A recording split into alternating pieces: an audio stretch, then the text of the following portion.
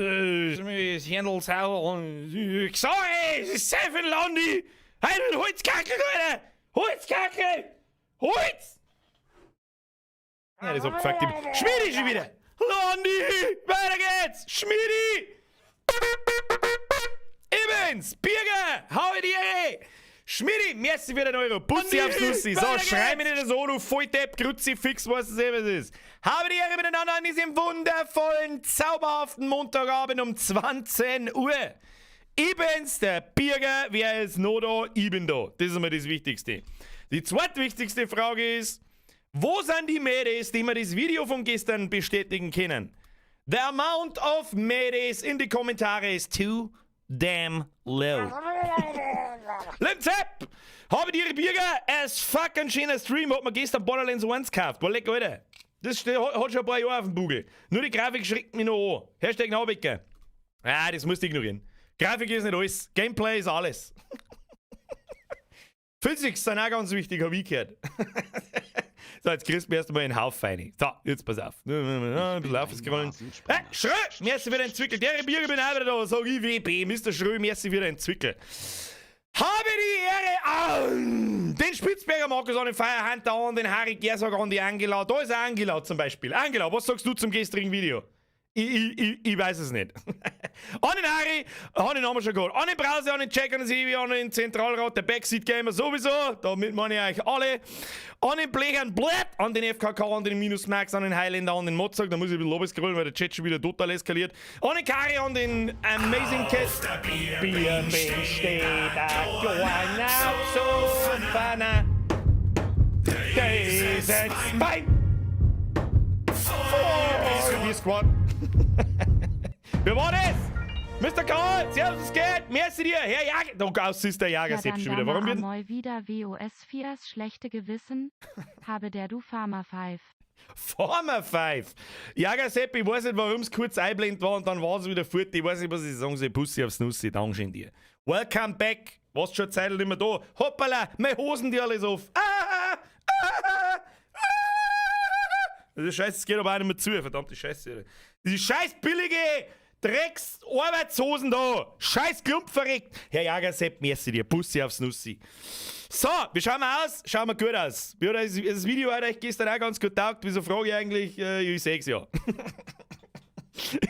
Wieso frage ich eigentlich? Ich seh's ja. So ist es nicht. Erst einmal ein riesengroßes Dank an den Basti. Basti!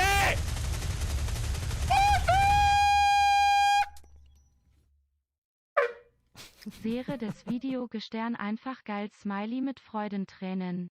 Das freut mich sehr, aber das muss die kein 20er kosten. Merci. Rippalset! So, ich glaube, ich bin mit der asynchron, oder? Bye! Voll, wir Squad! Check the Ripper, merci. Schon wieder der Flo! Der hat wieder ausblendet wird, ich weiß nicht. Irgendwie Danke für den Shoutout, hahaha. Und geiler Merch, lol. So it iman kaufen, hust, hahaha. Ja, so jetzt. Merci dir. Ich weiß nicht, warum. Du bist sogar, also nicht du, sondern alle Florians aus Österreich sind sogar auf dem Merch verewigt. Das wollte ich gerade sagen. Vielen herzlichen Dank an jeden Einzelnen, der sich so ein Ding gönnt, sei es ein T-Shirt oder ein Pulli oder ein Poster oder was weiß ich. Und das waren gestern einige. Vielen herzlichen Dank dafür. Ich hoffe, er gefällt euch. Ich habe euch Österreicher sogar darauf verewigt. Schön! Merci dir. Nein, Merch ist schon für Weihnachten geordert worden. Das freut mich sehr. Vielen herzlichen Dank. Darum spart euch eine Donations. Ruhe! Genauso wie der Flo, der jetzt 2 T-Shirts kaufen können, du Zipfel Adam. Das ist ja fix. Wer ist das wieder? Herr Heinzinger. Habe die Ehre, Meister Pro Gamer. Tobi, habe die Ehre. Ich komm nicht mehr mit. Frau Schröh, im ersten wieder neue Abendrüttbier. Was ist denn eigentlich aus deiner Trompete geworden? Sam halt neu dabei. Danke. Das waren die einzige... Leute, jetzt schilt's halt einmal! Ich kann nichts verzeihen, weil einfach schon wieder alles eskaliert. Alles eskaliert. Crazy Potato, Dere Birger aus Tirol. Dere! Was ist jetzt wieder? Das ist der Bierlein, der auch wieder nicht angezeigt wird. So, nach Weihnachten wechselt man zu Tippi-Stream, weil es mir jetzt gelangt. Das ist mir einfach zu dumm. Wirle, habe die Ehre. Welcome to the squad. Merci für die Mitgliedschaft. Crazy Potato, zurückgrüßen aus Niederbayern. Der Herr Tötterl, möchtest du bitte die Jana und die Michi grüßen? Die sind halt neu dabei. Dankeschön. Ja, Jana und die Michi. Servus, grüß Gott, ich bin's der Birger. Ich bin ein bisschen geistig behindert, aber das gespannt schon noch, je länger das zuschaut. Merci für den Fünfer. Frau Schrö, merci für den Euro. Tobi, merci für den Fünfer. Roman Empire, sehr so, aber zurück. So, kann ich jetzt vielleicht mal 4 Sekunden irgendwas erzählen? Ich weiß es nicht. Also, wir halt wir fahren heute ins Holzasse. Oh, ich hab jetzt gesagt, ins Holzasse! Machen wir den Wald und dann sagst du, gibt's das? So, jetzt muss ich erst mal nebenbei vielleicht einmal das Spiel starten und als erster auf den Server gehen, sonst kommen wir wieder nicht mehr rein. Vorausgesetzt, es geht überhaupt. Wir werden sehen. Da. Tu mir da jetzt. Bitte. Oh, ersten Sound. Ah, ist so flaschig.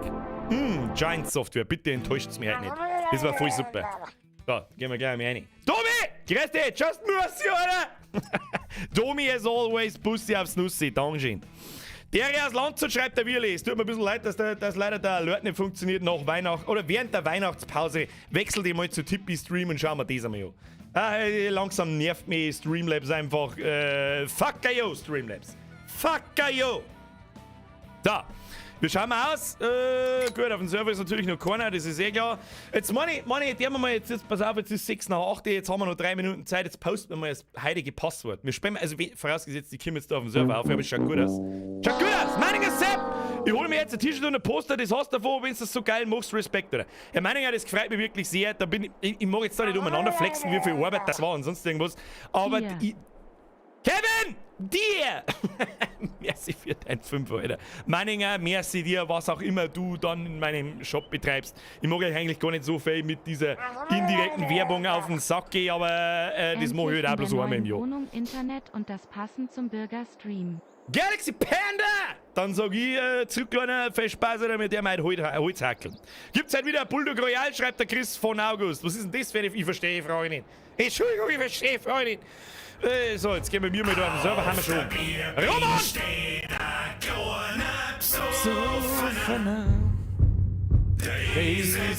Beim wir Squad.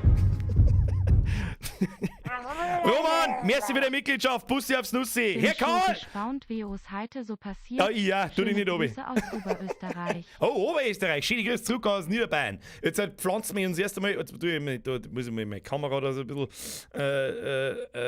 Kappe aufsetzen und dann passt es. Schöne Grüße zurück an unsere Lieblingsnachbarn. Ab in den Chat. Hashtag Lieblingsnachbarn Herzl. Spam. Bis der Nightbot cleart.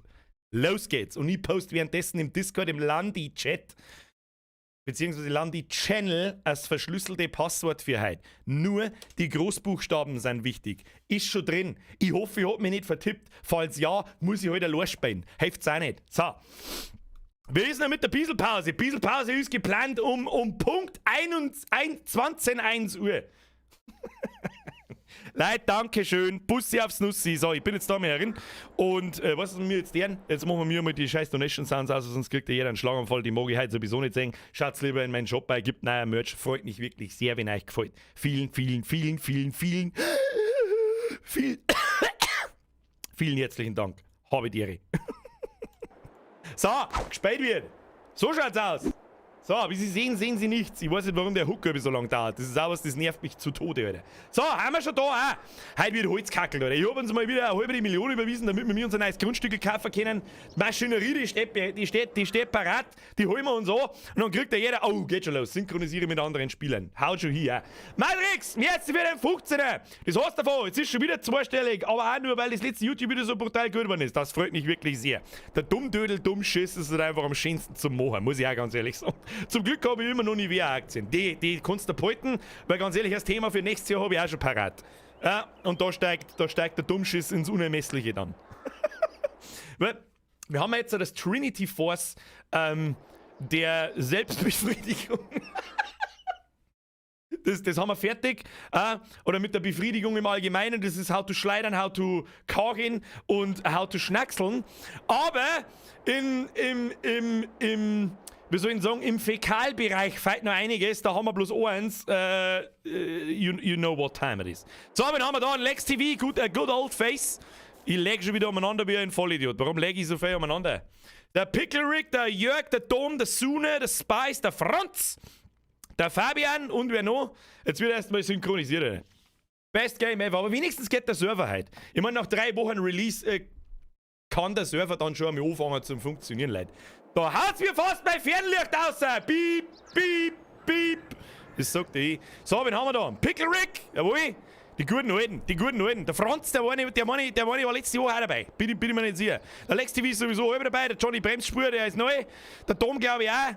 Pickle Rick, der Hans Wurst. Dann kommt der Rick, der Sune. Und jetzt wird nochmal synchronisiert, aber was tat man auch sonst benannt? Was tat man aber auch sonst? So, dann machen wir das wieder folgendermaßen. Wir teilen uns auf die Höfe auf. 3 Leute pro Mann. Ja, 3 Leute pro Mann. Richtig gutes Zeug. Und dann werden halt richtig Meta gemacht. Da werden richtig. Heute fordert man die Physik-Engine vom Landi so, der geht da jetzt wieder gar nichts mehr. Was ist denn jetzt wieder? Ist jetzt komplett broken, oder was? Wer connectet denn da wieder eine Viertelstunde? Der Jörg! Jörg! Kauf dich, Mann! Mann, weiß ich nicht. Kauf dich mal einen PC, Alter! 3 Höfe pro Mann. Ja, irgendwie so. 3 Mann pro Hof. Na, wie viele Höfe haben wir denn überhaupt? Ich weiß nicht. Da können wir direkt einmal einsteppen. Wir haben natürlich den Vollbier-Squad. Oh, der Lex TV, der Pickle Rick und der Franz, die sind bei mir. Das gelangt, haben wir schon fertig auch. Ich weiß nicht, woher ihr das Passwort wisst, aber es war sehr offensichtlich einfach, sehr offensichtlich. Ich sag's jetzt lieber nicht. Maxi! Ja, auf jetzt, was tust du denn? Hey, Alter, denk an deine Game Physik, damit es nur noch lustig wird. Ich gehe jetzt erstmal in den Shop und baller Weihnachtsgeld. Du Zipfe Adam, hättest du halt die 10er gespart, hättest du, was weiß ich, Sticker dazu bestellt. Du hast wenigstens was davon. Danke dir, Maxi. Und der Huber Maxi, den haben wir auch noch mit einem 5er gekauft, einen gescheiten Fint von dem Geld. Landet sie fix. Wir haben nur Fint 500, Alter. Wir haben einen Fint 500 Squad. Und wir macht man heute mit. Heute wird nicht umeinander gackelt oder sonst irgendwas. Verteilt euch sauber. Was ist mit der Schweiz? Warum morgen keiner in die Schweiz, ey? Ja, meinetwegen, ihr könnt ja gerne in Bayern zu 10 spielen, das ist ja mir wurscht. Freunde der Sonne, stellen wir uns einmal sauber in einer Reihe auf. Wir müssen uns einmal in einer Reihe aufstellen. Und dann gebe ich die Starttröte und dann fangen wir an.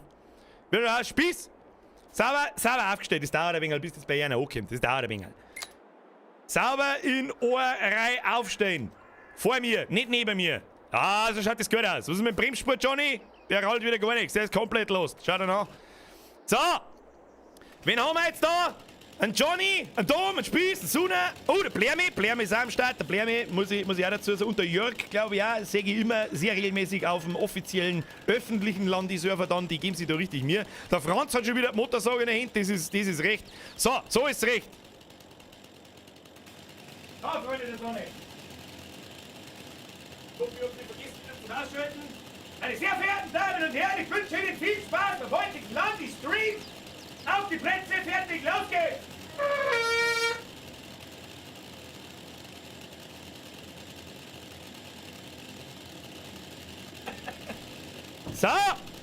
So mach ich das!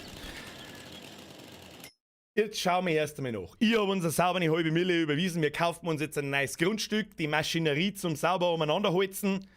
Mikro nicht umgeschaltet. Das geht in der Szene leider Gottes noch nicht. Ich habe noch nichts gefunden, wie ich das on the fly machen kann. Es tut mir so leid. Ich hoffe, man hat es trotzdem gehört. Ich habe mir Mühe gegeben. Ah, der Willi war da. Das muss gegangen. So, Land kaufen, Kinder. Ich habe da natürlich schon was erspäht. Da gibt es herum ein paar so Waldgebiete. Im Süden habe ich noch nicht geschaut. Gibt es in der Nähe von uns vielleicht ein Waldgebiet? Was ist mit dem da? Da wird auch ein wenig Holz umeinander. Ich weiß nicht. Sollen wir uns direkt das Gebiet daneben kaufen? Was kostet das? 300.000. Das ist schon ein wenig viel. Was ist mit dem da oben? Das ist auch ein wenig Wald, aber nicht viel. Das werden wir jetzt einmal schnell begutachten. Lass mich einmal schauen. Jetzt laufen wir mal da oben. Da liegen ein paar. Ihr könnt euch dabei ein wenig mit dem Holzzeug da spielen. Ja, da ist eh schon dabei. Ja, ist er schon dabei. Schau dir an. So, jetzt pass auf. Das große Holzgebiet, das können wir uns leider nicht leisten. Das kostet über 1 Million. Das, glaube ich, kostet 1,2 Millionen. Aber da haben wir doch, da haben ein paar Bäume schon. Hier, da haben ein paar Bäume. Sollen wir das kaufen? Ich weiß, da ist sogar, was ist denn eigentlich das da? Das weiß ich nicht so recht, aber das schaut aus wie... Hätte eigentlich das Ding hier nehmen sollen in dem Video gestern. Hui! Ja, ich weiß jetzt auch nicht. Jetzt pass auf, jetzt muss ich erstmal schauen, wo ich da bin. Okay, da blinkt man mir. Und wie groß ist das Gebiet, wenn wir es kaufen? Ja, das ist ja gar nichts. Das sind 1, 2, 3, 4, 5, 6, 7, 8, 9, 10 Bahnen. Das ist ja lächerlich. Mit 10 Bahnen, da fangen wir gar nicht an. Aber es war so schön beieinander, gell? Es war so schön beieinander. Ich weiß es auch nicht. Wenn, dann kauft man uns, das kostet auch 300.000. Immer synchronisieren mit anderen Spielern, wer hat sich denn das eigentlich ausdenkt? Und wie schaut es da herum aus mit den Bäumen? Wie viele Bäume haben denn da? Gehen wir mal zurück. Oh, hoho, hey, jetzt still schon in der Hand. Was, das ist ein Wasserturm. Im Ernst jetzt, oder was? Kann man sich da auch ingame Wasser holen? Das weiß ich nicht. Das weiß ich eben nicht. Schauen wir mal da hinten, wie viele Bäume da stehen. Ein bisschen eine schöne offene Fläche wird natürlich. Oh, der Franz ist brackel. Schau, Franzo! Franz, zeig's dir, wie es geht! Schau, hier! Die lohnen schon wieder auf wie die absoluten Pros. Ich hab schon gesehen, ich muss mehr Bäume zurückbringen. Da haben auch ein paar, haben aber auch nicht viel. Das ist jetzt das Gebiet da, jetzt passen wir auf.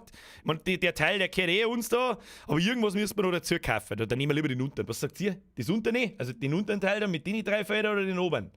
Wir kaufen uns sowieso alle, früher oder später. Sagt er ich. Nehmen wir den unteren, oder?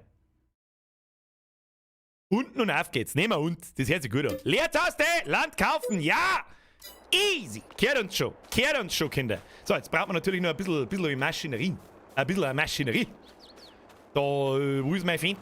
Da ist mein, oh, der ist, ja, schau hin, der ist sauber. Der ist sauberst eingepackt. Wer immer das aufgeräumt hat, ich weiß nicht, wer es war, aber es war gut. Ich sitze mir jetzt da am einen, Motor starten, jawohl, und kuppelt mir mal ab.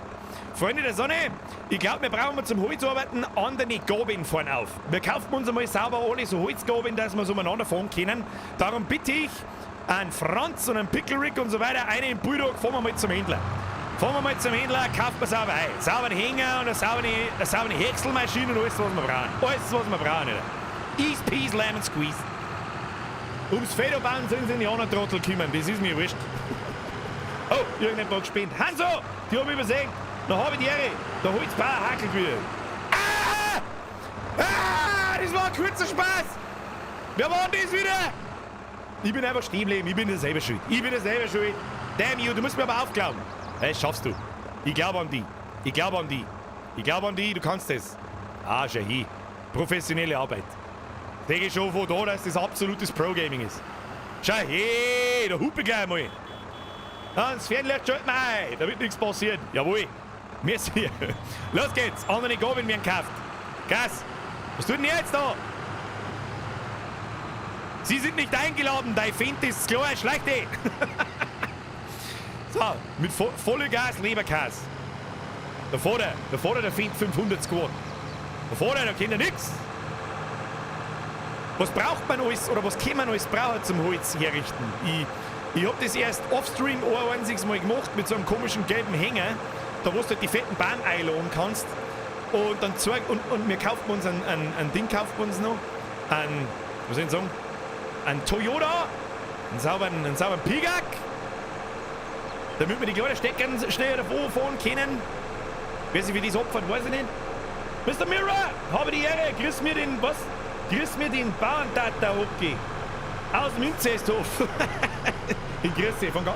Was tun die hier schon wieder? Kruzifix, damn you physics, der 500.000 Tonnen Fendt vor den, weiß ich nicht, den Blechzaun ein und der Fendt ist hin. Kruzifix, scheiß Club verrückt.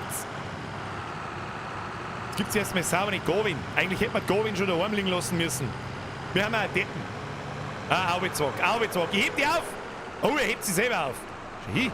Oh. Zurück ausfahren. Das dauert aber ein bisschen. Der braucht aber ein bisschen zum Umschalten. Entschuldigung.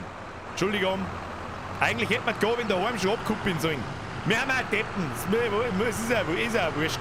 Du, ich sag das, wie es ist auch wurscht. So, stellen wir uns da sauber auf. Und dann gehen wir mal ins Kaufmenü und dann schauen wir mal, wo diese scheiß Gavin sind. Erst einmal Phase 1 im Landi, immer irgendeinen Scheiß kaufen, von dem du keine Ahnung hast. Ich bin drin. Kompaktlader, Radlader, Frontlader. So, was haben wir jetzt da alles für Bale King? Dieses Gerät kann zum Transport von Ballen verwendet werden. Das interessiert alles keinen. Das schaut ganz gut aus. Holzstämme, Big Bags. Gibt es da noch was anderes für Holzstämme?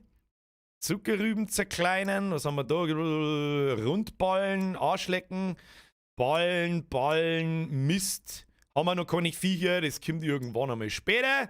Ja, dann brauchen wir halt mindestens einmal eins von dem Ding. Einmal kaufen.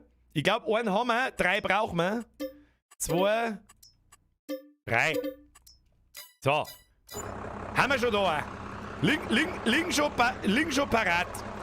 Lasst Gobin einfach, die anderen Gobin einfach da liegen. Das hilft sowieso nicht. So, wie koppelt man jetzt das gleich wieder ab? Warte mal. Wieso geht denn mein Vorderlader schon wieder nicht? Nein, hopp, das ist falsch. Was du... Ah, falsch. Wieso kann ich? Warte mal. Ah, jetzt. Jetzt sind wir beieinander. Da schau ich hin. So, das werfen wir jetzt am Boden runter, das lassen wir einfach da liegen, das ist mir wurscht. Ja, und holen wir uns die saubere Holzgabel. Das ist einmal das Erste. Und dann brauche ich bitte Tipps. Wir brauchen so eine Häckselmaschine zum Häcksel-Scheiß machen. Ah, die steht wieder ganz blöd. Das Ding steht wieder ganz blöd. Tun wir das wegfahren da. So, easy. Easy, feinstes Pro-Gaming. Da ein bisschen rückwärts fahren. Ein bisschen Viere fahren. Dann holen wir uns Gobi. Hat ja jeder eine? Ist schon dran auch. Hat jetzt jeder so einen drum? Nein, er hat noch keins. Warum hast du keins? Ich hab doch 3 gekauft. Da hinten liegt noch eins. Schau hin. Ah! Oh! Oh! Schau da her, Mo! Er nimmt sein Gobi einfach mit heim. Wer sitzt denn da drin? Ich sehe leider keinen Namen nicht. Steig einmal schnell aus. Wer bist denn du? Absolutes Pro-Gaming. Vom Feinsten, Alter. Vom Feinsten. Du, dann nimm ich mein Gobi auch mit. Das kriege ich auch hin. Tu dich mal nicht oben. Oh, der Lex TV. Wer denn auch sonst? Also, das ist dein Gobi. Wo ist denn mein Gobi hier verschwunden? Wo ist denn mein Gobi hier verschwunden? Mein Gobi ist verschwunden. Oder hat der Lex TV mitgenommen? Ich bin mir nicht sicher. Ich bin mir nicht sicher, du. Ich bin mir nicht sicher, du. Oh, Gewichte hinten dran. Mr. GCI Champ, das ist ein guter Punkt. Kauft man so eine Gewichte für hinten. Wo hatten die drin? Wo hatten sie? Ah, da, Gewichte. Und wo weiß ich jetzt nicht, was da für hinten und was für vorne ist, oder kann ich die alle hinten und vorn montieren?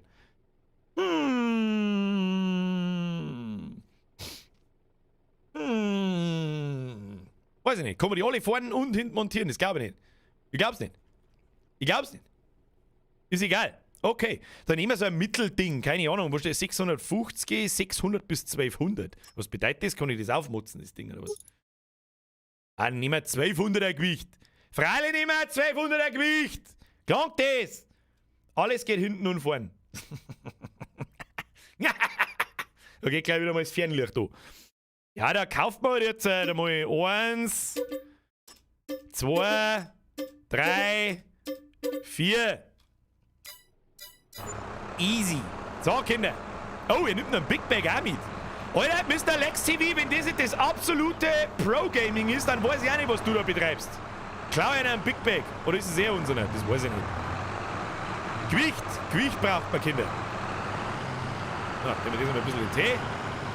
Und Gewicht war ein guter Punkt, hätte ich wieder Eiskühl vergessen. So, jetzt fahren wir da so rundum. Machen wir das Licht da, damit nichts passiert. Oh, da werden wir wahrscheinlich aber wieder auch rückwärts hinfahren müssen. Ja. Ja, jetzt haben wir aber dann wieder ein Problem. Weil wir wahrscheinlich eine Häckselmaschine auch noch haben, die wir hinterhängen müssen. Diese scheiß beschissene, drecksverkackte Synchronisierung. Ich kotze jetzt an. Da, Gewicht hängt dran. Easy. So, los geht's. Terra Place. Merci für die Mitgliedschaft. Bussi aufs Nussi. Jolle Mira, merci für deine 8 Euro. Hanso, merci für den 5,5 Euro. Nochmal, Manu, für den Anfang empfehlen sich Gewächshäuser mit Salat, geringe Anschaffung und ganzes Jahr Einkommen ohne großen Aufwand. Tja, ich bin aber Pro-Gamer und der Admin und ich gebe mir einfach so viel Geld, wie ich brauche.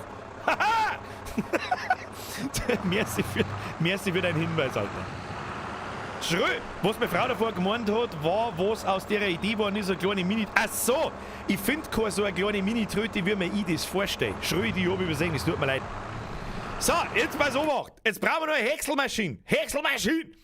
Wo ist jetzt da? Da hat's doch, das ist doch unterteilt gewesen in Forsttechnik, glaube ich, oder irgendwie so. Ball, Kettensägen, na, Tierhaltung, Forstmaschinen. Ist da sowas drin? Was ist das da? Was ist das? Mulchfräsen dienen dazu, Baumstümpfe und Büsche zu entfernen. Aber früher oder später brauchen wir so ein Ding, aber jetzt noch nicht. Ja, das ist ein guter. Mit dem kann man hinten Holz einladen. Was haben wir da noch so? Was ist das? Mit dieser Maschine können Baumstümpfe abgefräst werden. Ja, brauchen wir später. Ich nehme den billigsten, der da ist. Was ist das? Mit einer Baumpflanzmaschine können neue Bäume gepflanzt werden. Beim Händler kannst du Paletten mit Setzlingen kaufen. Gut, die brauchen wir dann erstmal mal alles abgeholzt haben. Das werden wir jetzt dann erledigen. Der Heizomat, was tut denn der? Diese Maschine zerkleinert Stämme zu Hackschnitzeln. Scheiß Ding kostet 190.000! Bist du volltrunken, mein Freund? Wie viel Geld haben wir an mir? Wir haben 500.000. Gekauft! Muss ich wieder suchen, wo ist denn jetzt wieder? Da ist. Den kauft man! Freilich kauft man. Du her! Her mit dem Schund! Oh, kann man den konfigurieren? Pass auf. Reifenvariante. Wieso kann ich die nicht? Michelin. Reifenhersteller. Vredeston. Keine Ahnung. Trelleborg. Ich nehme Michelin. Kann man da dann irgendwann... Wieso kann man da die Bereifung nicht ändern? Wieso ist da eine Auswahl? Wieso ist da eine Auswahl für Reifen, wenn ich es nicht ändern kann? Scheiß Clubbuch, sagt's. Kennzeichen. Wie nennen wir das? Achso, wenn ich auf E druck, schalte ich wieder irgendwas um. Wir wissen nicht warum, aber das ist the best game ever. Entschuldigung, Leute. Hab mich verdo. Dann nennen wir es. Wenn ich warum druck, warum schalte denn das um, wenn ich auf E druck? Was ist denn das für eine Behinderung? Scheißklump! Hexel! So, die muss gelangen. Okay. Steht das da jetzt auch hinten. Das möchte ja. Das Schwein macht mich fertig! Fresssepp, da! Der Hexel. Hexel ist unterwegs. Kaufen! Ja, natürlich kaufen wir ihn. So. Jetzt kann ich mein Gewicht natürlich wieder in den Arsch einschieben. Oder hat einer so viel Pro-Gaming betrieben, dass er das Gewicht schon wieder fortgefahren hat? Wer war das wieder? Wahrscheinlich der Lex TV. Der Einzige, der mitdenkt. Oder was hat denn er hat Gabi dabei und 2 Beideln. Ich weiß nicht, was da drin ist, aber passt. Ja, dann meine ich, haben wir alles. So, dann fahren wir heim. Brudi, dann fahren wir heim. Los geht's. Ab dafür!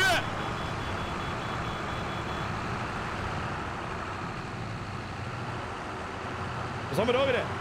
Was? Vorgebier! Hashtag Fling! Headshot! Nee, das war was anderes. Grüße vom Jadebusen.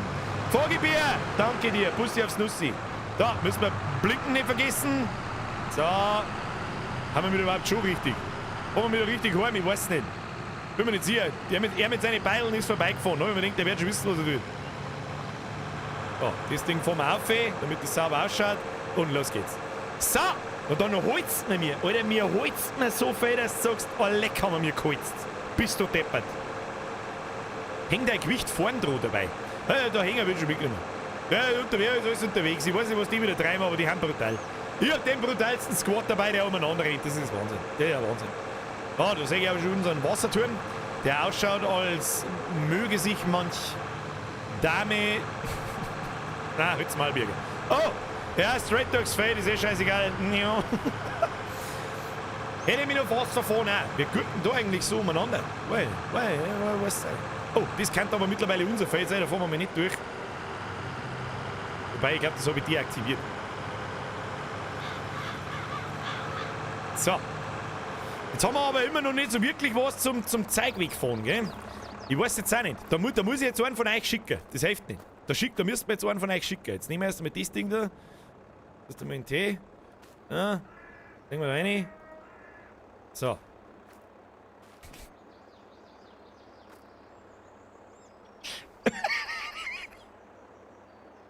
Ich weiß jetzt nicht, wo sind denn eigentlich die ganzen Landi-Sims? Moment.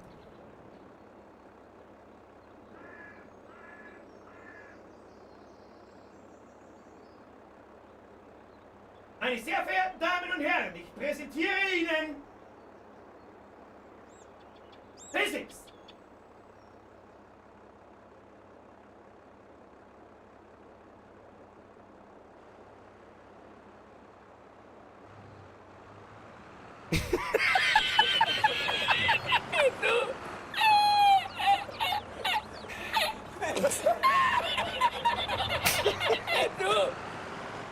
Ja, so.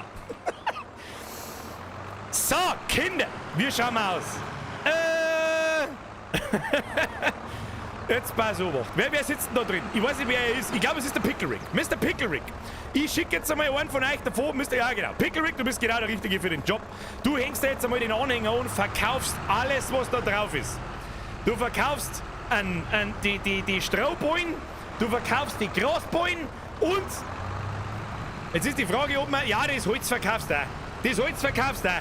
Und dann kommst du wieder. Und dann sagst du, hey, habe die Ehre, ich bin wieder da. Und mir... Wer sitzt da drin? Das ist der Franz. Franz! Franz, du schaust gut aus. Wer bist du? Who the fuck are you? Who the fuck? Wem gehört der scheiß Brüder? What the fuck ist das?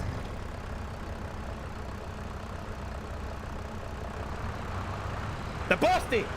Ich weiß nicht, was du tust, Basti, aber okay. Das da müsste der Lex TV sein. Alles klar. Mr. Lex TV, Mr. Franz, Sie kämen mit. Sie kämen mit, mir holst mir jetzt den Wald da hinten ab. Einen Bulldog, Vollgas.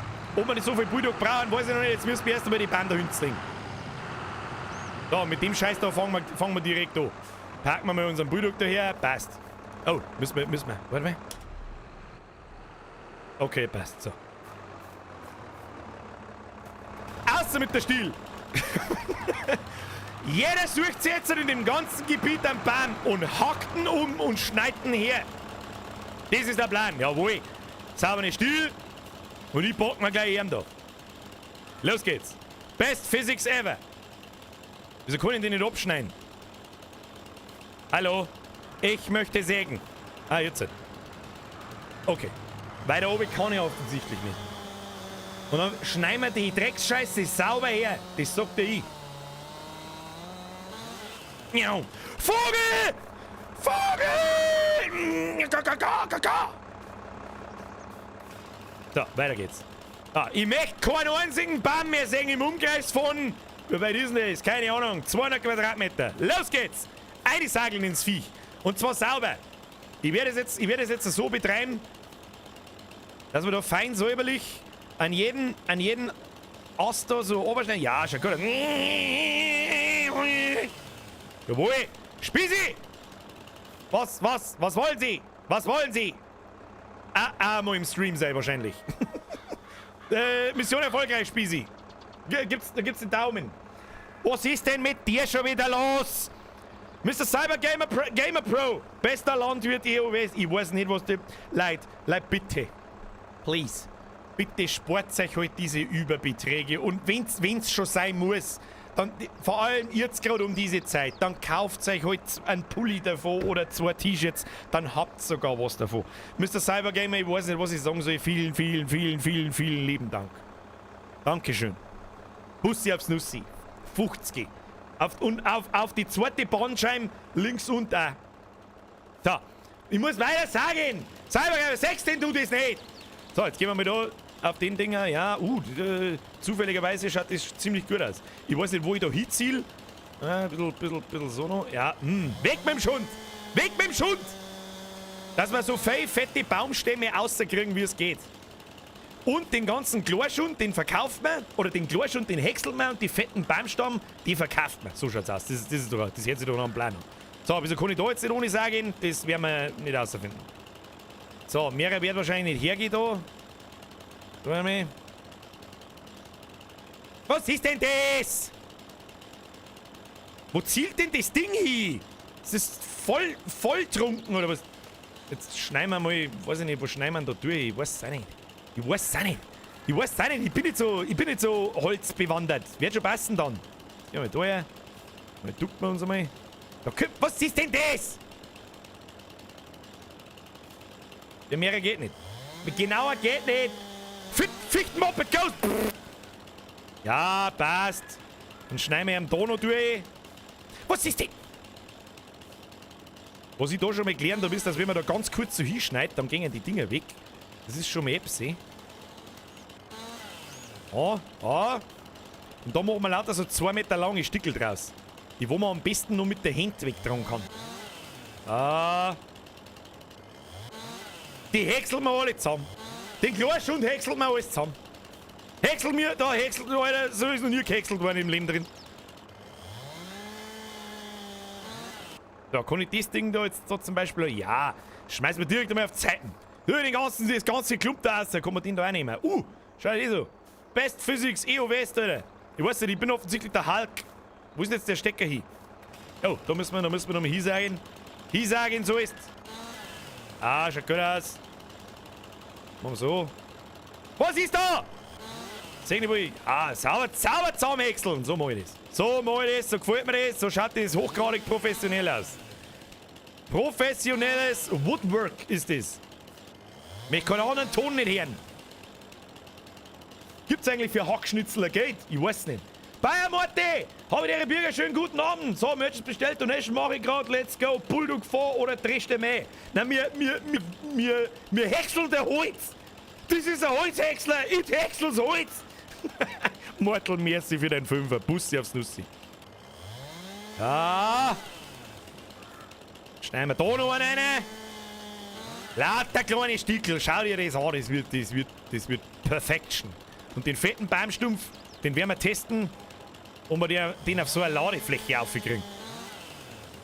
Freilich gibt es ja Geld für Hackschnitzel. Das möchte ich aber auch hoffen. So. Das ganze Chlorklump da oben geschnitten. Ganzen Schund da. Schaut doch gut aus. Schau das so. Wenn man weiß, wie es funktioniert, dann geht da was. Was ist jetzt da wieder?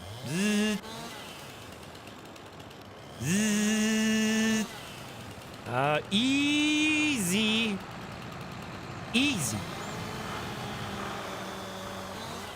Schau dir das an. Sauber klar geschnitten. Was ist da los? Auch wieder Hackschnitzel-Sepp kommt. Wer immer da gerade in dem Hackschnitzel-Sepp drinsteht, den darf ich gern bitten, dass er mir das Teil bitte neben... Was hat er was abgeworfen? Oder hat er ein Ohr hingelegt? Ich weiß nicht was. Oh, der Franz. Magst du mir bitte den in der Nacken von meinem zerschnittenen Baum platzieren? Das wäre super. Ich darf nämlich gerne die Häckselmaschine ausprobieren. Die habe ich noch nie gesehen, das wird sicher lustig. So, jetzt beiß ich am Ohr. Wie kriegen wir jetzt den Pfosten da noch oben? Den Pfosten da, weiß ich nicht. Da mag er mir nicht anzeigen, dass ich sagen kann. Was soll das sein? Weiß nicht, was das wieder war. Ja, dann machen wir halt da. Muss klauen. Du, das muss klauen. Schaut gut aus. Schaut alles gut aus. Was liegt denn da wieder für Drum umeinander? Kann ich das nehmen? Ah, das ist zu groß. Das ist offensichtlich. Was tut denn das? Was ist mit dem Baumstamm? Physics. So, weiter geht's. Haben wir noch nicht fertig mit dem Herschneiden. Das nervt mir ein wenig, dass ich da manchmal... Ich krieg da kein Sägesymbol. Das gefällt mir nicht. Wieso krieg ich da manchmal kein Sägesymbol? Wird's nicht.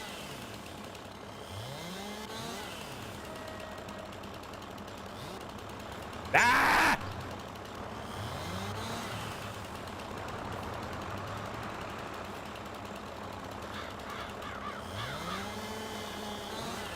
So, schaut das schon besser aus. Wenn wir den jetzt da unten rausziehen, fällt er dann um. Ja, gut. Kann man gerade... Nein, nicht synchronisieren! Jetzt bei so. Wenn wir den noch herschneiden, kriegen wir schon. Kann es sein, dass mir das manchmal einfach nicht angezeigt wird da?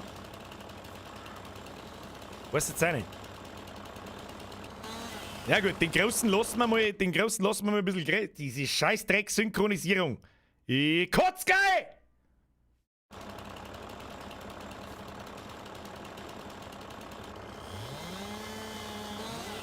So, schaut gut aus. Franz, ich danke dir recht schön fürs Packen. Oh, sauber hergekriegt. Schau dir das an. Wenn der Franz regelt den Shit, Alter. Du kannst auch Band dabei auch zuschneiden oder was weiß ich, was du tust. Aber ich muss mir jetzt mit dem Teil da... Oh, wie tun das überhaupt? Weil da sehe ich ja gar nichts. Wie kann man da Kamera verstehen? Wie tut man das? Okay, das wird jetzt sicher saulustig. Alter, die Steuerung schon wieder! Ich kotze schon wieder! Okay, das ist links, rechts. Auf für den Obi ist länger mal. Okay, rechte Maustasten ist auf und absenken. Und beide Maustasten ist wahrscheinlich zu und auf mal. Ja, okay, verstehe schon. Ja, Freunde der Sonne, ich weiß jetzt auch nicht, da sehe ich absolut gar nichts. Jetzt passen wir über. Jetzt fahren wir den einmal ganz aus da. So. Ja. Und nehmen wir den Tee. Dann drehen wir ein wenig. Oh! Nein, müssen wir noch ein bisschen in den Tee. Nein, in Tee, so ist! Ja. Schau dir das so. Schau so. Perfection. Schau so. So. Hat diese so schon E-Mails sagen. Kann ich nicht glauben. Das kann ich nicht glauben. Wie kann ich meinen Arm wieder einfahren? Ich denke, meinen Arm wieder einfahren! Arm wieder einfahren? Arm einfahren. Nein. What the fuck ist die Steuerung, Alter? So, okay. Ja, schaut gut aus. Häcksler zuklappen. Ist der überhaupt aufgeklappt? Häcksler, Helfermenü öffnen, nein, Häcksler anschalten. Motorleistung für dieses Gerät reicht nicht aus. Was? Was brauche ich dann? Was brauche ich da für einen Bulldog? Herr Franz, das scheißt uns weg. Was ist denn jetzt wieder? Was ist denn...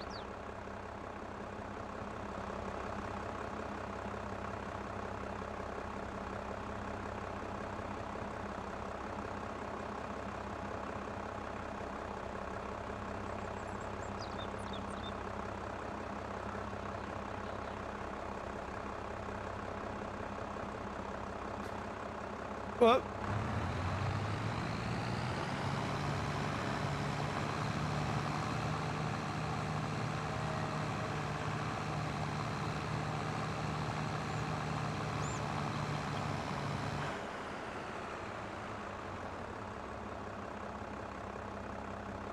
Ich mag jetzt da nicht wirklich jemanden ankasen. Aber bitte erklärt's mir, was die seit dem Landi 2019 besser gemacht haben. What the fuck is this?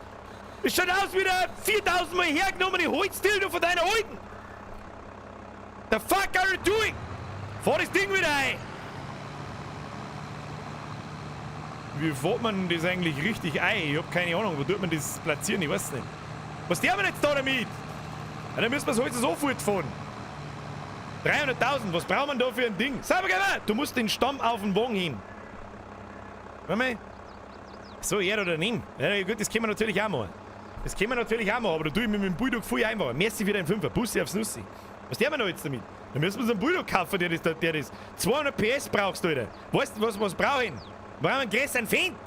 Einen größeren Fendt! Tu mir einen größeren Fendt her. Mittelgroß. Klang der mittelgroße. Oder brauchen wir noch einen Großtraktor? Was kosten denn die?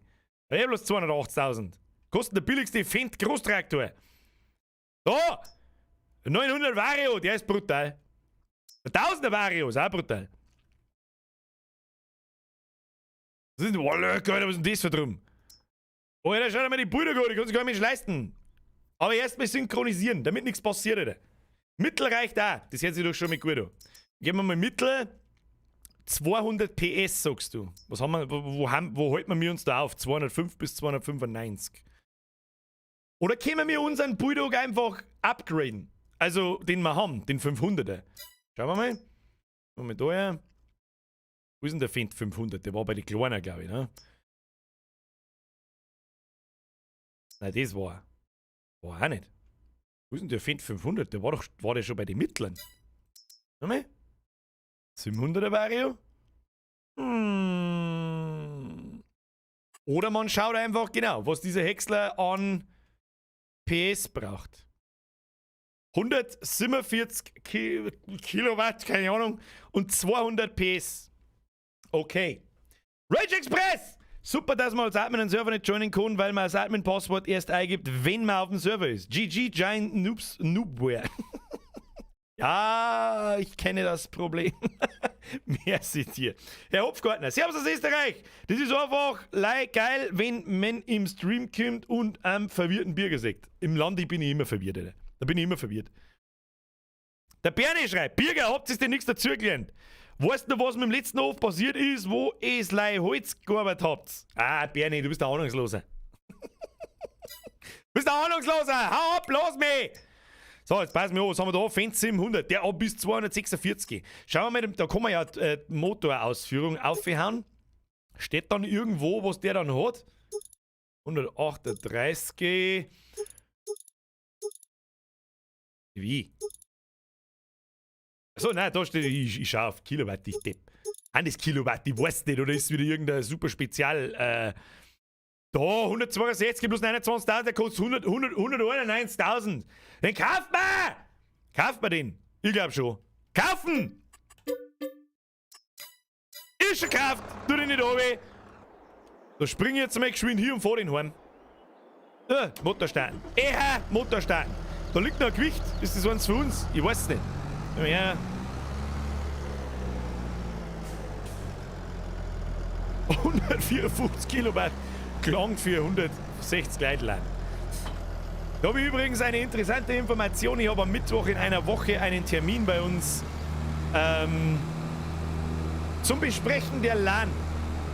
Ich lasse euch dann natürlich wissen, wenn es Informationen gibt. Ich kann immer noch nichts versprechen, aber we will see. So, jetzt wenn der Bulldog nicht gelangt, dann weiß ich es auch nicht. Her mit dem Schund. Verkauf halt den anderen, wenn du schon so geizig bist. Das ist gar nicht so dumm. Gar nicht so blöd. Wie gesagt, Herr Games, der schreibt, LAN. Das meine ich ernst. Ich werde alles dafür tun, dass diese LAN stattfinden kann. Bis jetzt sind noch keine recht großen Probleme aufgetreten, also mit Dingen, das geht nicht und das geht nicht. Aber so ein bisschen, was? Der Rick schreibt, we need Farm Manager. Rick, es tut mir so leid, ich hab's einfach gnadenlos übersehen auf dem Chat in-game, passe ich überhaupt nicht auf. Wo? Ich hab's nicht gesehen. Nein, nicht Hof verlassen. Entschuldigung! Rick! Kriegst, wieso kann ich dir... Ach, ich muss ihn als Admin einloggen. Moment, so, passt. Farm Manager einstellen. Und am Spieß geben wir einen Farm Manager, der hat ausgeschaut wie ein Pro-Gamer. Wenn aber da Malte, Grund, ihr habt auch zwei Farm Manager und da machen wir mal einen Lex TV zum Farm Manager. Ich weiß, dass der keinen Blödsinn macht. Passt. So, wann kommt eigentlich der zweite Teil von der Autoschule? Weiß ich nicht, wenn es soweit ist. Der hat gerade große Pause. Der Grund! Ja, Grund kriegst. Wenn's bitte sagt, wer bitte sagt, kriegt Farm Manager. Hat's eh bloß zu zweit. Habt's ein wenig mehr zum tun. Was? LAN? Das, wo wir im Sommer geredet haben. Selbstverständlich. Ich weiß nicht, ob wir da reden wir schon lange drüber. Aber die aktuelle Situation macht LAN halt nicht ganz einfach. Das glaube ich ist auch verständlich. Das verstehe auch ich, wenn sie sagen, ja, Herr Lex, Sie haben... nicht umfallen. Sie haben vor, Sie mit 200 Leuten oder 150 wären wir wahrscheinlich oder 170 wenn wir Biertisch aufstellen dürfen. Anders ist es leider nicht möglich. Mir ist bewusst, dass der Biertisch an sich nicht so der Hit ist, aber sonst kriegen wir keine Leute ein. Schau dir hin, die haben schon Holzhaufen gemacht. Da schlackerst du mit den Ohrwascheln, schlackerst du da. Haben die Holzhaufen gemacht. So, jetzt pass auf. Jetzt schalten wir mal das Ding da an. Und dann, jetzt pass auf. Können wir jetzt einschalten. Da läuft er! Der Häcksler! Jetzt wird reingehäckselt. Da unterhalten wir uns noch im Stream noch kurz über die LAN. Nochmal. Da werden wir uns ein Hefter drüber unterhalten. Ich werde wahrscheinlich wieder dasselbe erzählen, aber es ist ja auch nicht immer die gleichen Leute da. So, jetzt passen wir an. Jetzt häcksel die da rein, dass du sagst, gibt's das? Häcksler! Häcksler! Den dicken, den Häcksel mal, der ist verpackt. So, jetzt pass auf. Ausfahren! Ausfahren! Ja! Aufmachen! Oh, nein, nicht dran. Nicht dran. Aufmachen! Ja! Nein! Nein, ich seh da halt auch nicht. Ja, ist mal so. So, kann man den jetzt... Wow. Wow, ganz toll. Das Game, Alter! Was ist jetzt mit dem Baumstamm? Ist der jetzt lost oder was? Was ist... Jetzt haben wir wieder das Spiel kaputt gemacht, oder? Ist jetzt das Spiel wieder kaputt, oder was?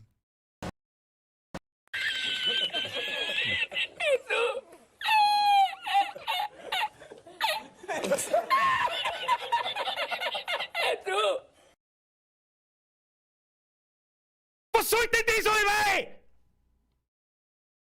Jetzt komme ich wahrscheinlich nicht mehr auf meinen eigenen Server auf, weil irgendjemand anderen reingeht. Tut mir leid, dann muss ich irgendjemanden kicken. Es tut mir leid. Das Game, Alter. Das Game, Alter!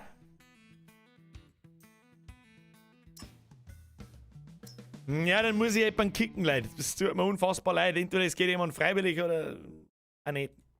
Es tut mir so leid. Kann ich überhaupt Leid kicken? Es tut mir so leid, ich weiß nicht. Ich kann nicht überhaupt Leid kicken. Ich weiß nicht. Entschuldigung, ich weiß das nicht. Man kann nicht mehr Leid kicken in dem Spiel. Es ist so geistig behindert. Ja. Kann ich connecten? Ich weiß nicht. Cybergamer! Welcome to the squad. Danke für die Mitgliedschaft. Kevin! Wo ist ein Bulldog? Weiß ich nicht. Broken, Alter. Kev, merci dir. So, haben wir schon wieder drin. Ich weiß nicht, wer freiwillig gegangen ist. Ich weiß nicht, aber er ist ein guter. Er ist auf alle Fälle ein guter. So, ich bin wieder da. Bin wieder da. Ich weiß nicht, wo ich bin, aber ich bin irgendwo. Ah, da schau hin. Ja, ich seh schon. Jetzt hier häckseln. Kann man da eigentlich auch mit der Hand häckseln? Das werden wir jetzt austesten. Also, lege ich rein. Hey. Jetzt häckseln halt.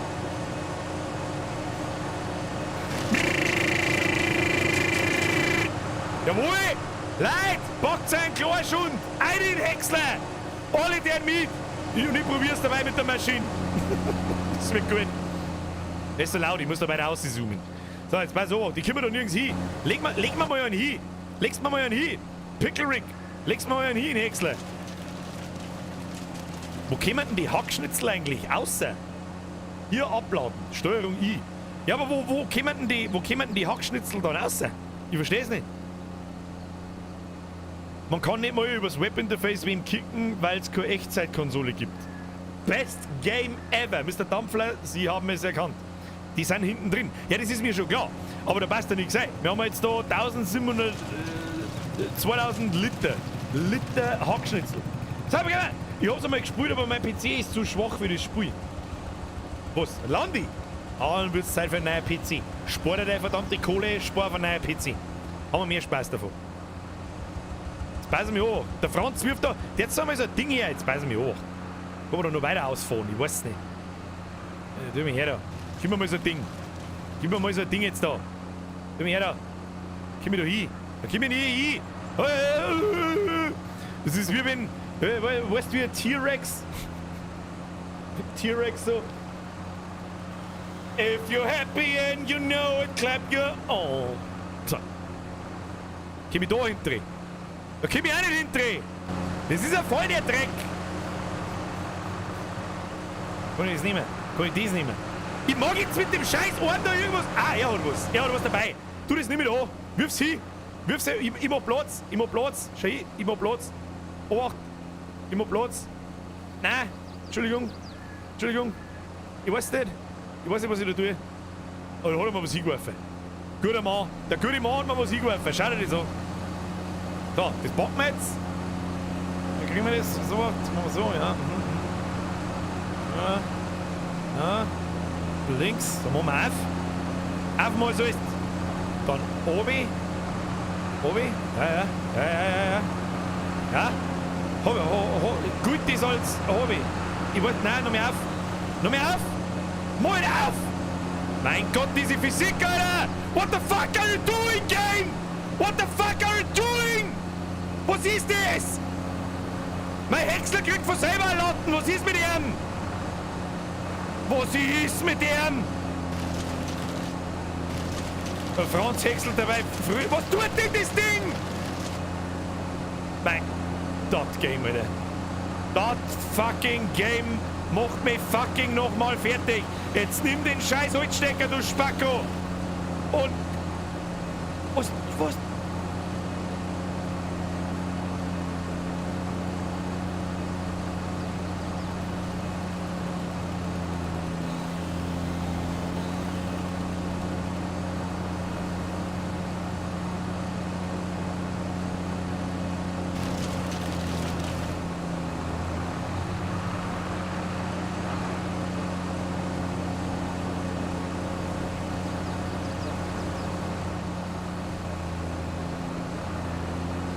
Jetzt nimm den verkackten Stecker und schirben dem Scheißdreckshäcksler in sein saudumme Fotzen ein, weil neisch wir. Ja, schaut gut aus. Schaut gut aus. Jetzt eine. Ja? Nein! Ja! Nein! Wir wissen es nicht. Wir werden es nicht herausfinden, ob er ihn nimmt oder nicht. Ja! Ja! Nein! Was ist mit ihm? Ich bin narrisch. Was ist das für Spei?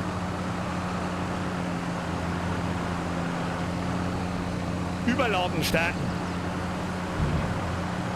Überladen starten? Was tut diese? Oh mein Gott! Oh mein Gott! Fahr mal, das schütten wir alles daneben. Fahr mal jemand den Hänger da sauber hin. Oh mein Gott, das ist ein... Also... Das ist ein Clusterfuck von einer Scheißdrecks-Physik-Engine, dass ich gleich kotzen muss. Da braucht mir keiner mehr daheim hocken und verzeihen, diese Landesbiergewichte zu... Halt doch dein Futzen dann! Was ist das? Ich weiß nicht!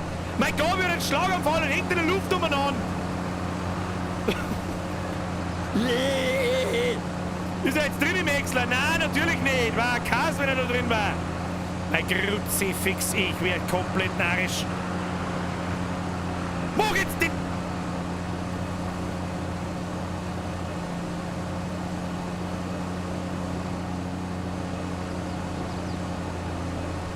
Okay, Vorhorn. Ich scheiß einen Ratzen mit dem Spey. Wo sind Landis-Sims? Wo sind sie? Ich seh keinen. Check the Ripper. Birger, dicker dein Blutdruck. Nicht, dass du gleich von Herz-Zickzack kriegst. Du, dann geh ich als Märtyrer runter und dann lande ich schuld. Was ist jetzt mit dem Holzstecker da? Oh, verladen. Oh, sehr mal überladen. Pickle Rick, gut gemacht. Oder wer auch immer das da hergefahren hat. Ich weiß nicht, ich hab's nicht gesehen. So, eine mit dem Schuh. Eine saure Haarschnüssel, eine Dinge. Oh! Oh! Nice! So mag ich das. Und jetzt packst du einen Bulldog und fährst zum Verkaufen. Guter Mann, guter Mann. Und ich spiele wieder dabei mit der Go wieder. Das krieg ich hin. Da. Umdrehen. Jetzt ziehen wir den. Jetzt nehmen wir mal den Fetten. Nehmen wir den Fetten. Da, dran. Ja, aufmachen. Ja. Nein, nicht den dünnen. Obacht! Obacht, der Bürger kommt. Oh, jetzt kommt die wieder mit so einem Scheiß da. Ja, aber passt schon. Steck ein rein. Steck sie ein! Na, passt schon. Tu! Hau rein! Das Ding ist ja so scheiß laut, ich krieg gleich einen Kotzanfall. Davon 4 Cent im Wert von 1 Million Euro umeinander und versuchen Holz zu häckseln. Ich kriege einen kompletten Schlaganfall. So, das schaut gut aus, Jetzt pass auf. Ja, und jetzt packen wir den Stumpf, und jetzt heben wir den Tee. Komm, in Tee heben, weit weg, in Tee heben, ja. Ja, schaut gut aus. Das schaut gar nicht so schlecht aus. Jetzt pass auf. Jetzt drehen wir das ein wenig, nein, andersrum, so. Dann drehen wir das ein wenig da so. Ja. Wie schaut das von dir rum aus? Das weiß ich noch nicht, das werden wir sehen. Und dann, nein, nicht wieder. Mein Gott, das ändert sich halt die Steuerung, je nachdem wie die Kamera steht. Das ist so behindert gemacht, das ist unfassbar. Hör dein Wackeln auf jetzt! Da, eine ins Au! Ja. Bisschen zurück aus. Ja. Ja, bisschen dran. Nein, andere Richtung. Entschuldigung, mein Fehler. Ja. Haarschützel! Mach Haarschützel draus! Los aus!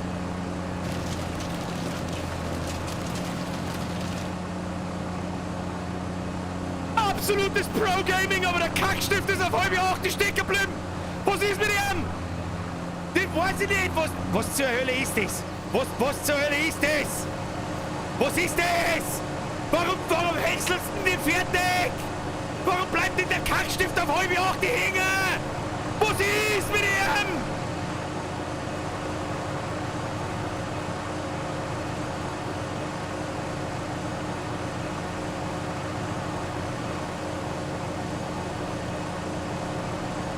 Ja! Top Game, Alter! Sag ihm die Scheiße jetzt auseinander! Wenn du mir mag, sag ihm so ist!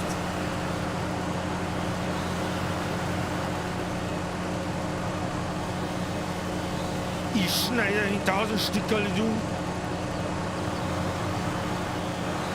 Ja, was? Sag ich's jetzt oder nicht? Das Spiel ist so im Arsch, Alter. Was ist jetzt mit dem Stickerl da? Kann ich das nehmen? Ah, schieben wir das in neu. Stopf einfach in neu. Das machen wir wie bei deiner Alten. Wenn der Kackstift auf halbe 8 ist, dann kommst einfach du daher und nein, Birger, sag's nicht. Nein, Birger, sag's nicht. Sag's nicht.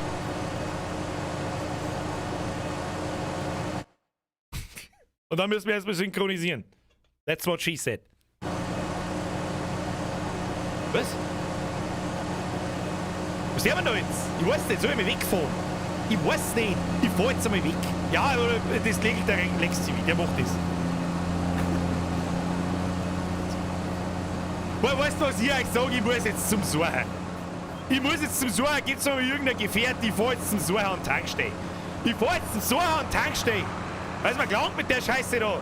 Und ihr rennt dabei zusammen. So schaut's aus. Abflug. Was ist da wieder los? Maxi! Birger 24 Plus freut sich, dass ihr das Loch findet. Und Game Physics sagt nein. Hey, ich hab den so professionell eingeführt. Und dann bleibt er einfach auf halbe 8 stecken. Kackstift Express. Maxi, merci dir. Da! Jetzt fragen wir mal beim Xavier an der Tankstelle, ob er bei ihm schnell zum Bieseln geht dürfen, damit nichts passiert. Damit nichts passiert. Die gute Alte. Wo ist ein Tankstelle gewesen? Ich weiß es nicht. Ich weiß nicht, da soll ich mit dem Silo einbieseln. Na, schauen wir. Oder da oben vom Ding aber. Das war auch gut. Ja, der war beim nächsten Mal. Mr. Benny I27. Chill mal, das ist nur ein Spiel. Regst dich auf, als würd's dein Leben sein. Ah, du bist noch nicht so lange dabei, gell? Da sprach sie. Die Preisen fotzen, der Ahnungslose. Oh mei. So. Da schaut's anreichend genug. Was ist das da? Kann man da auch zum Bieseln gehen? Weiß ich nicht. Professional Hand-Painted Signs. Nein, da kann man nicht bieseln gehen. Das ist nichts für uns. Nichts für uns. Ah, los geht's. Wo ist die Tankstelle? Wo war die Tankstelle? Ich weiß nicht, ich glaub da vorne irgendwo. Die filmt mir schon. Los geht's. Rennen, Motherfucker, rennen. Oh, da fahren wir nicht. So. Ist das die Tankstelle da? Die weiß ich, nein, da noch eins weiterfahren. Ah, die filmt mir schon. Ah, keine Ahnung.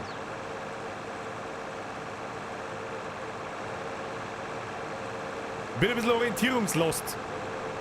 Ha! Wo ist die Tankstelle? Kruzifix, ich suche kleine Hosen. Oh, ich kann schon sehen. Bei Very Redneck Moonshine, gepflegte Abend und da. I feel you. Ich hoffe, Sie haben Spaß. Bussi aufs Nussi. Merci dir. Oh, der Turbofahrer und der Spieß hat auch beim Suchen, so wie mir die so schaut. Jetzt ist schon wieder tanken. Ich jetzt tanken, ich los ab. So, dann fahren wir jetzt da her. Fahren wir zum Xari vor die Haustür. So einpackt, damit ich nicht so lang habe und dann passt das. So, grüß Gott, da bin ich angehubt. Die haben sich alle gemeinsam zur Pinkelpause getroffen. Schauen wir mal, was draus wird.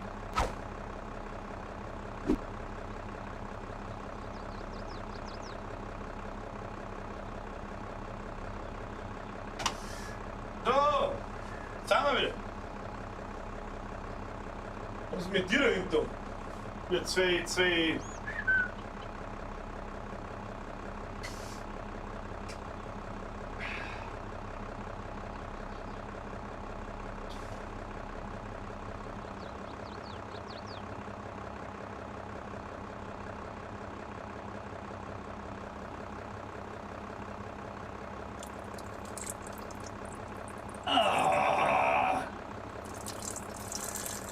Very nice. Hast du eigentlich den neuen Merch gesehen? Das ist der Gute. Der macht sogar das Tankstellen-Scheiß aus. Wieder 15% Schiene.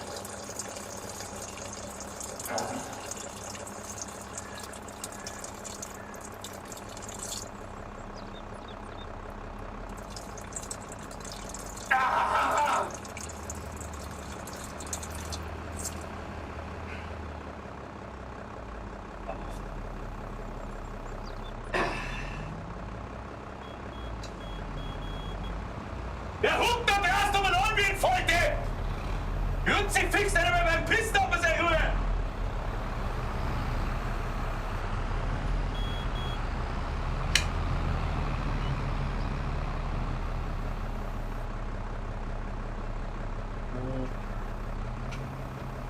Jawohl! So!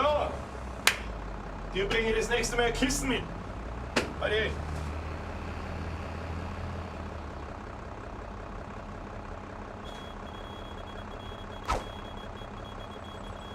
So! Fertig! Wer nicht schneller war wie ich beim Pissen, der ist selber schuld. Und ihr gestrahlten Volldeppen, mit danke nochmal in Ruhe pissen! Was ist los mit euch? Wieso kann ich jetzt nicht mehr fahren? Ich darf so gern fahren. Wieso kann ich nicht mehr fahren? Hallo? Hallo? Fahren möchte ich. Hey, jetzt!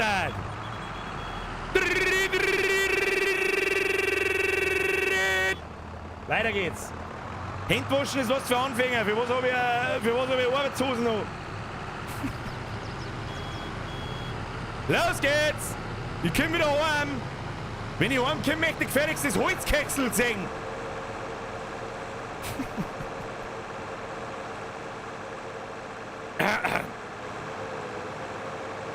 Volle Gott! Währenddessen trinken wir mal was. Wer ist eigentlich nur da? Flopsy! Nicht so oft abschütteln, alles übertreiben mit Zeit als Wichsen. Du, da hab ich kein Problem damit. Kein Stress. Merci für den Euro. Dani, ist schon bestellt, der Shirt und die Pro-Gamer Kochschürzen. Jawohl! Danke dir. Da wo muss ich überhaupt hin? Seht man den Wasserturm von der Ferne. Da hinten ist er, fahren wir querfeld ein. Los geht's, mit dem Gewicht haut uns nicht um. Ach so!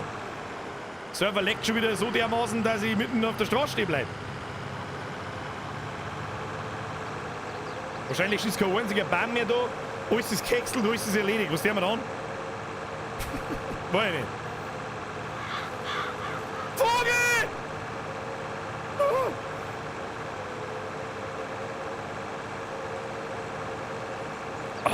Ein wenig schneller kann das schon jeder erfinden. Ein wenig schneller kann das schon jeder erfinden. Der Moritz Schweiger schreibt, was ist das Passwort? Das Passwort gibt es bei mir im Discord im Landi-Schmerz. Aber ich fürchte, der Server ist sowieso voll. Nichtsdestotrotz, Discord schauen Shots sowieso nicht. Da gibt es nur Besoffene, nur Geschubste. Was ist das? So, was der jetzt mit dem scheiß Häcksler da? Müssen wir die Lage auschecken. Aha, der Häcksler hat gewechselt. Sechs schon. Häcksler hat gewechselt. Ah, da haben wir einen fetten Stempel drin. Deine Alte hat einen fetten Stempel drin. Jetzt schauen wir mal zu, wie das der Pro-Gamer macht. Da Mr. Lex TV, jetzt zeig her, was du kannst. Ah, The Physics! Meine sehr verehrten Damen und Herren, Physics. Du weißt, die hängen alle am Siemens Lufthaken, von dem soll wir alle schmerzen. Der Lex bockt sich ein zwei, schon hin. Ja. Ah, schaut gut aus. Schaut gut aus.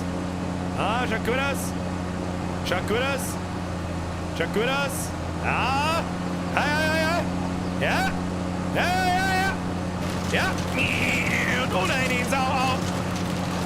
eine ins Au. Und schon wieder bleibt er hängen, bleibt er nicht. Aber was ist mit dem zweiten? Warte, den zweiten schiebe ich neu. Kann ich den nicht mehr? Jawohl! Sauber futtern das Mistviech!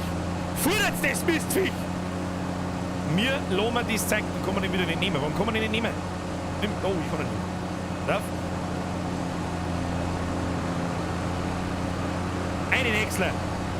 Fallen lassen. Jawohl! Easy. Schau dir so. Easy. Mr. Lex TV, du hast, ich geh schon auf Zeit. Tu den nicht oben. Was ist jetzt wieder passiert?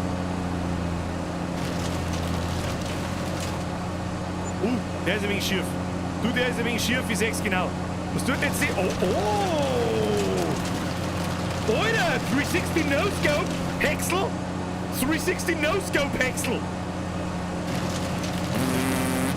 Nice! Hey, das lässt mich jetzt dann auch noch mal probieren. Mr. Lex TV. Ich mag der steht so schön, ich mag's auch noch mal probieren. Der packt sich gleich drei. Da kennt er nix. Da kennt der nix schon hin. Oh, der ist drüber gegangen. Warte, ich hol ihn. Der ist daneben gefahren. Ich weiß nicht, an was er gefahren ist, aber an irgendwas ist er gefahren. Ja, den werfen wir jetzt da so hin und dann steckt man wieder sauber rein, so wie es gehört. Oh, ich nehme den dicken. Das ist meine Aufgabe. Da sehe ich mich. Da sehe ich mich. Soll ich das jetzt da fallen lassen? Einen Häcksler. Jawohl. Nein! Der ist einfach durchgefahren. Bist du jetzt einfach durchgefahren wieder, oder? Nee, nicht durchgefahren. So, jetzt pass auf. Jetzt pass auf. Jetzt packen wir wieder den Fetten und machen es wieder kaputt. Das ist die einzige Aufgabe, die ich habe. So, wo sind wir? Obi mit. Obi. Ja. Ja. Ja. Bisschen links. Obi. Ja, das schaut gut aus. Also, Mr. Lexi, wieder kannst du auch nichts sagen. Da kannst du nichts sagen, schau dir das an. Perfekt, perfekt angehoben. Perfekt angehoben. Oh, der Mann, ich muss noch ein wenig her, Ja. So, dann drehen wir da um. Und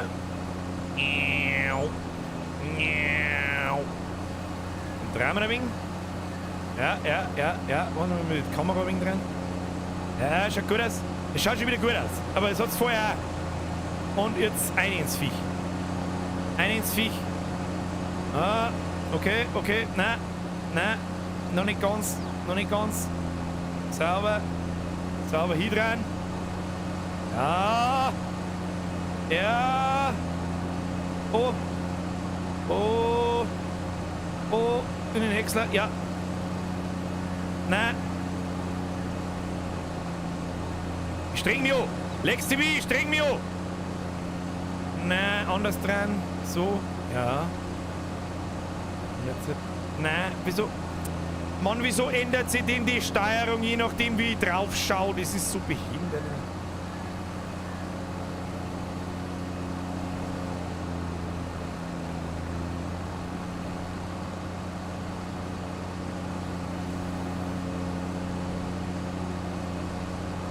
Spring auf, ey! Hau rein ins Vieh! Hau rein! Schieben mit dem Bulldog oder so! Das probieren wir jetzt aus. Achtung! Ich schieb da jetzt mit dem Bulldog hinten rein, wenn ich mir mag. Wenn ich mir mag! Ah, leck!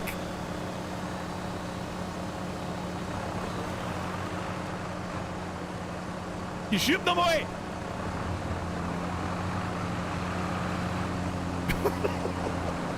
Aber müsste man Lex TV. Schau mal, ja, Lex TV zuschauen und lernen. Regelt einmal das. Ich hab mir so viel Mühe gegeben, es hat nicht funktioniert.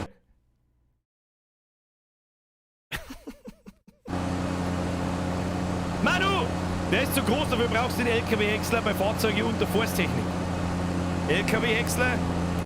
LKW-Häcksler, den schauen wir uns so, den können wir uns eh nicht leisten, aber wir schauen wir uns so. Danke für den Euro. Forsttechnik, Forstmaschinen. Den da. Nein, warte mal. Oder den da.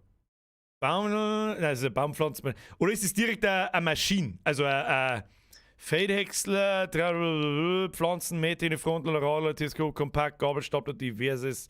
Rübentäne, Kompakttraktoren bei den LKWs, oder was? Fahrzeuge, Feldhäcksler, da, Forstmaschinen. Wahrscheinlich das Ding da, oder? Diese Maschine zu kleine Stämme zu Hackschnitzeln. Ja, der kostet wegen was. Der kostet wegen Fee. Der kostet ein bisschen viel. Ich meine, wird nichts. Da müssen wir uns da damit zufrieden geben. Hilft uns nichts. Jetzt haben wir es jetzt wieder kaputt gemacht. Ich weiß es auch nicht, Leute. Da müssen wir die fetten Baumstamm, wo hinten noch fette Baumstamm. Da müssen wir es einladen. Ich weiß es auch nicht. Dann probieren wir es einladen. Üben Hänger, verkauft man die fetten Baumstamm. Das hilft sowieso nicht, was möchtest du machen? Machen wir auf. Auf. Wie tut man. Was ruckelt denn da die. Was ist mit der Gabel da vorne? Was ist das da? Was ist das?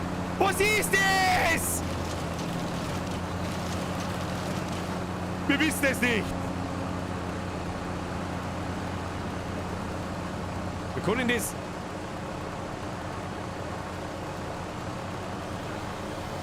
Wir können nie. Hopp schon, tu den nicht um. Es reagiert halt manchmal einfach auch nicht. So, jetzt pass auf. Der Lexi wird eingehäckselt, schau ich. Der hat die fetten Steppenkeksel. Jetzt pass auf, ich bring dir noch einen. Ich bring dir noch einen. Du regelst das schon. Ich bring dir jetzt noch einen. Ob du willst oder nicht. Ja, da müssen wir zuerst Zeig auf Zeiten fahren. Zuerst Zeig weg. Da, irgendjemand beim Chat hat übrigens gesagt, das geht nicht. Lexi hat euch gerade das Gegenteil bewiesen. Und der Pickle Rick und der Franz auch. Der Franz fährt zum Verkaufen, so mal das. So mal das. Schwarz ist einer die Kohlen. Und mit denen scheißt er auf Zeiten. Mit denen scheißt er auf Zeiten. Gescheit auf Zeiten. Rechtsklick ist werfen. Ich bin immer nur der Hulk, offensichtlich. Immer noch. Da. Da, wird Zeit. Aufgehoben wird. Schon.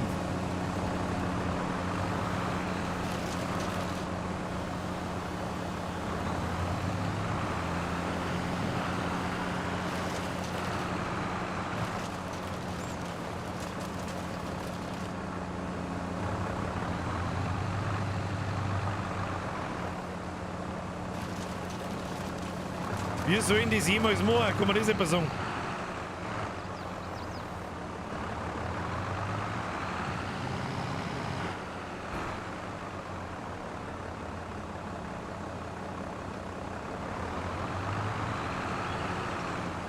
Das ist eine sicher nicht geistige Behinderung.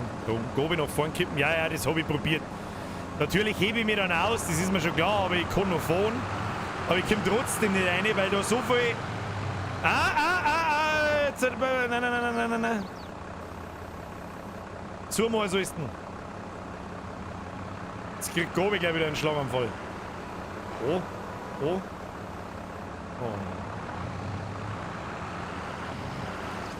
Bulldog. Traurig. Oh. Ja, nochmal von vorn. Kriegen wir schon, das kriegen wir schon. Zurückgas. Und vielleicht einmal gerade auffahren biegen. Nicht kreuz und quer. Er häckselt legst du wie häckselt fleißig weiter, das kann er.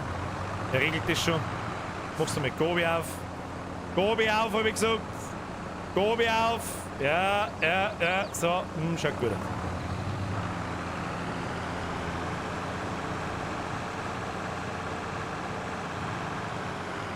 Das schaut doch gut aus. Gobi zu. Jetzt rührt sich Gobi wieder überhaupt nicht mehr. Mein Gott, das Gespäh, Alter. Was ist mit ihm? Warum rührt sich die Gobi nicht mehr? Mach euch! Weil der scheiß Bammer Hitbox hat fetter als dein Mann! Das Game, Alter! Nein, nicht nach vorne, so nicht. Meine Güte! Synchronisiere Zeit mit euren Spielen!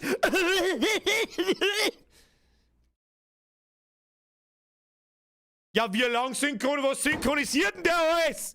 Am Finanzmarkt von den Chinesen oder was? Okay, leg mir doch am Arsch an.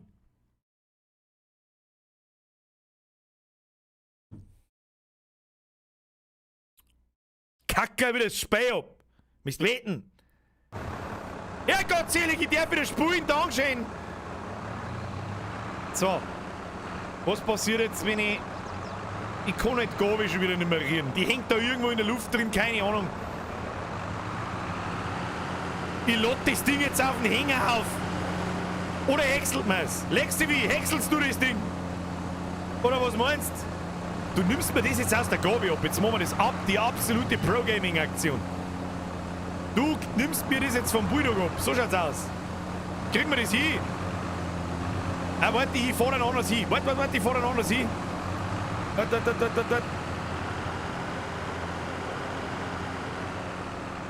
Warte zu.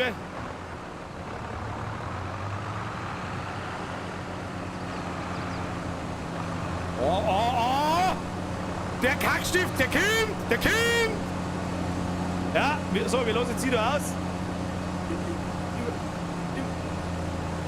Ich kann halt mein Gobi nicht mehr. Ja, du hast das. Ich check. Oh, du hebst mir. Au. Ich weiß nicht wie. Gobi, ja. Links und rechts. Ich kann es nicht weiter aufmachen. Das ist so ein bisschen das Problem. Ja!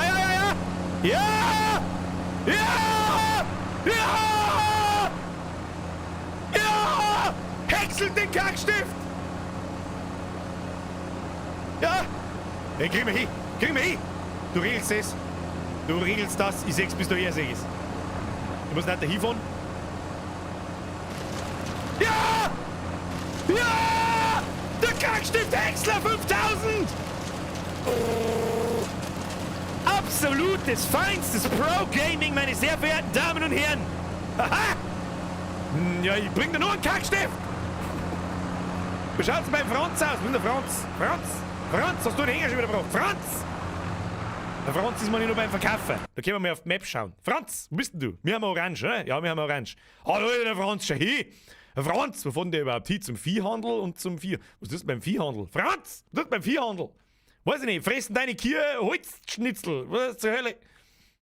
Ha, wir sind aber gar nicht orange, wir sind aber grün, Entschuldigung. Wo ist der Franz? Da ist der Franz! Da guckt der umeinander, der Franz, schon hin. Oh, der Franz!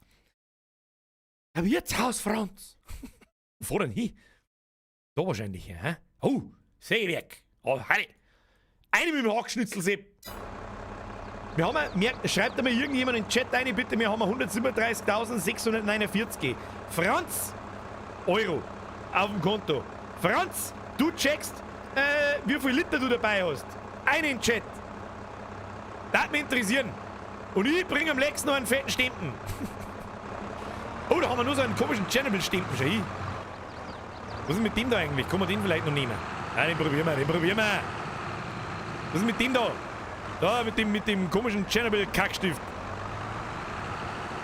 Achtung, Chernobyl-Kackstift. Kann ich wieder nichts mehr tun? Warum kann ich nichts mehr tun?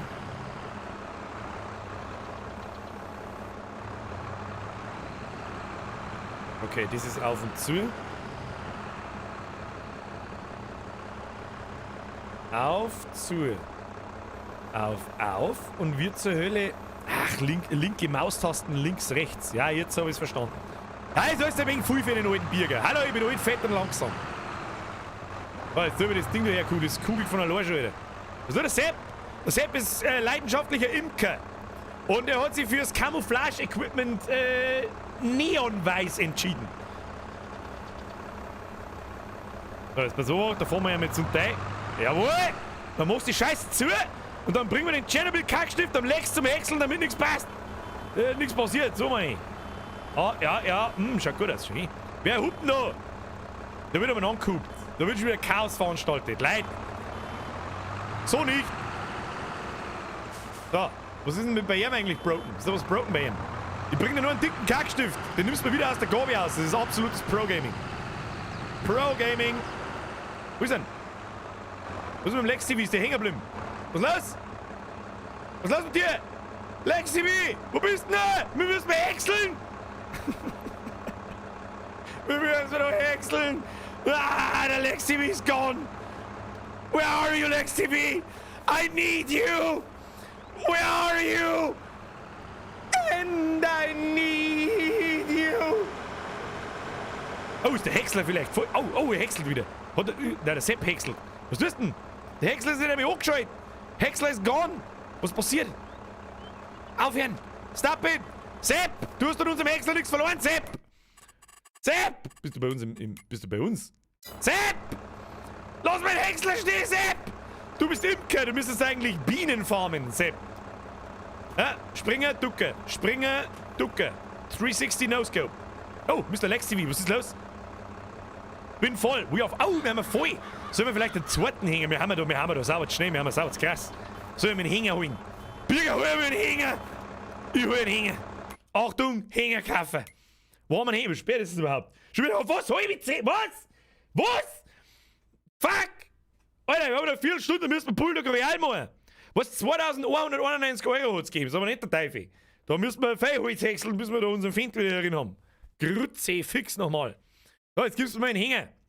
Da nehmen wir den Standardhänger. Oder nehmen wir einen größeren Hänger. Mit einem Kipperanhänger können Fruchtarten transportiert werden. Was nehmen wir da? Nehmen wir den da. Nehmen wir den da. Nehmen wir den da. Wie viel passt denn da überein so?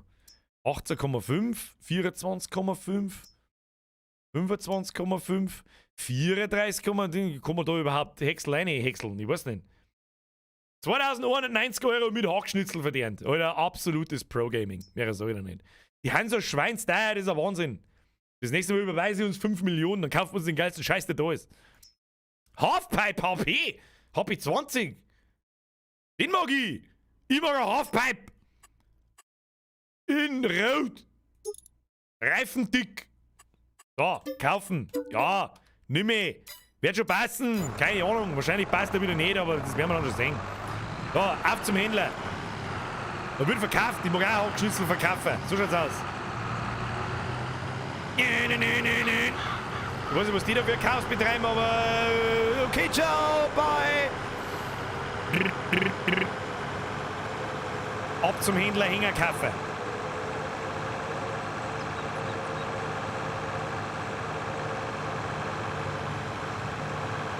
Ich fahr einfach über das andere Feld drüber, wird schon nichts passieren. Wird schon nichts passieren, Entschuldigung, das war schon so. An die Verkehrsregeln kann sich dein Mann halten. Damn you Physics! Oh, der mal ein bisschen rauszoomen, damit das nicht so geschissen laut ist, da ich krieg fast einen Vogel. Oh, Licht schalten, falls sie nichts, passt. Herr Schulz! Auf der PS4 ruckelt das nicht so. Gut, dass der Grafikkarten um 10.000 € hast. Ja, die Grafikkarte ist aber halt auch schon 2,5 Jahre alt. Das hat aber auch nichts mit der Grafikkarten zum tun. Da muss ich, so fair muss ich sein, das liegt am Server. Dass das so ruckelt und immer wieder mal stehen bleibt und so weiter. Das hat nichts mit der Grafik zu tun. Wo ist der Händler? Da ist der Händler. Ich fahr total vorbei. Da ist wieder der Sepp. Ich weiß nicht, der möchte seinen Bienenscheiß dem Typen im Auto verkaufen, offensichtlich. Warte mal. Hochkuppeln kann man schräg auch, wie ich gehört. Ah, nimm mich mit. Nimm mich mit. Oh, der Franz. Franz, die nächste Fuhr von ich. Franz, die nächste Fuhr von ich. Du hilfst beim Häckseln dann. Häckselstupfer. Häckslerstupfer. Ah. Warum machst du nicht einfach die Lautstärke leise? Mr. Skeleratus. Weil einfach jeder kann. Ganz einfach.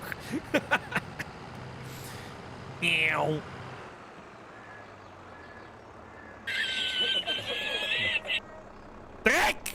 Was ist jetzt dein Problem da hinter mir? Bloß dein Fotzenweisen Sausteigen und zirk dich aus deinem Scheißkorn! Du Trottel! Ah, los geht's.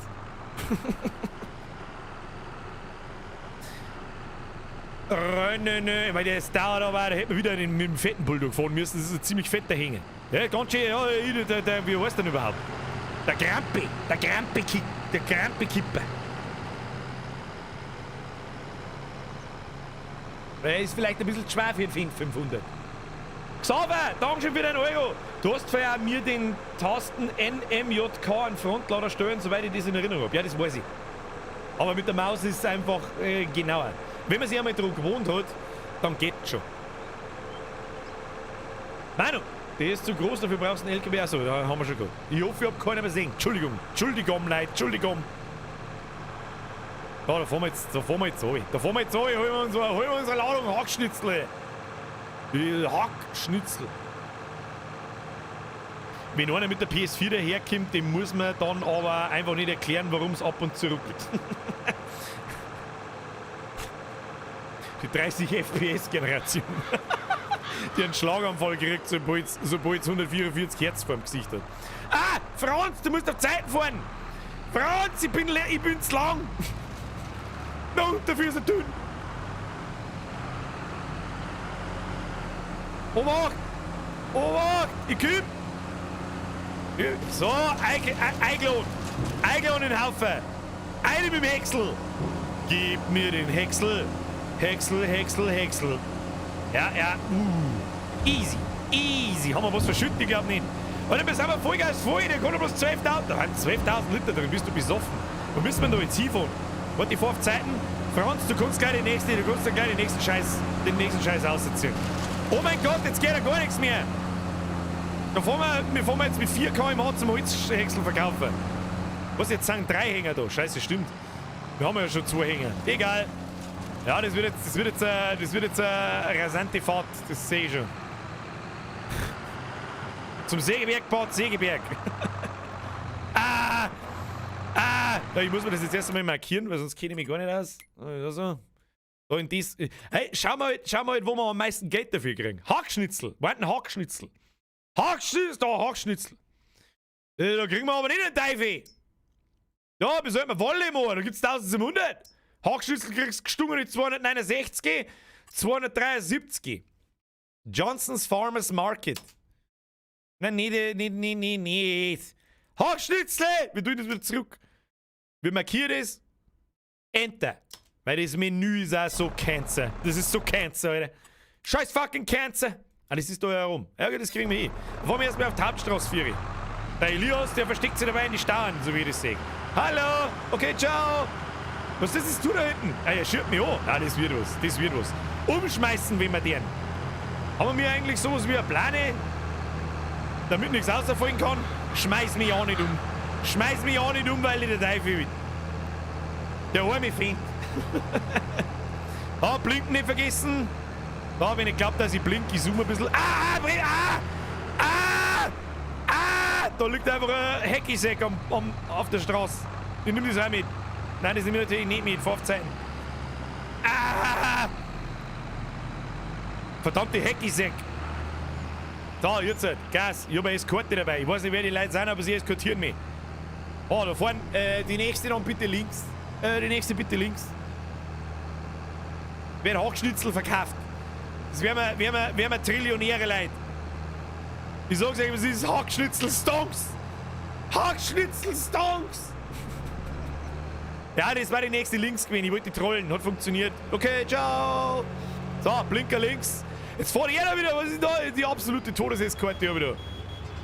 Nein, nicht stehen bleiben da vorne, du besuchen du. Was tust du denn? Fahren halt zusammen dann. Ja, kriegen wir schon. Arbeitswagen. Vorhin hättest du schon fast gehabt, auch. Jetzt gibt die Todeseskorte. Alle sind dabei beim Hackschnitzel verkaufen. Main Event des Abends, Hackschnitzel verkaufen. Und hupen. Ganz wichtig. Was auch immer funktioniert, ist Lichthupen. Beep, beep, beep, beep, beep, beep, beep. Los geht's. Easy. Ja, Disco Light. Disco Fever. Beste Leben, Alter. Schauen wir uns das Ganze mal von innen an.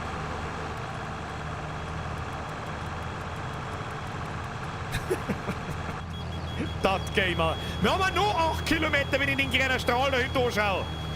Ich weiß es auch nicht. Jetzt schwappt es viel überall raus. Hinten fährt auch noch einer hinten rein, der ist nicht schnell, der kann nicht schnell. Alle fahren zum Hackschnitzel fahren.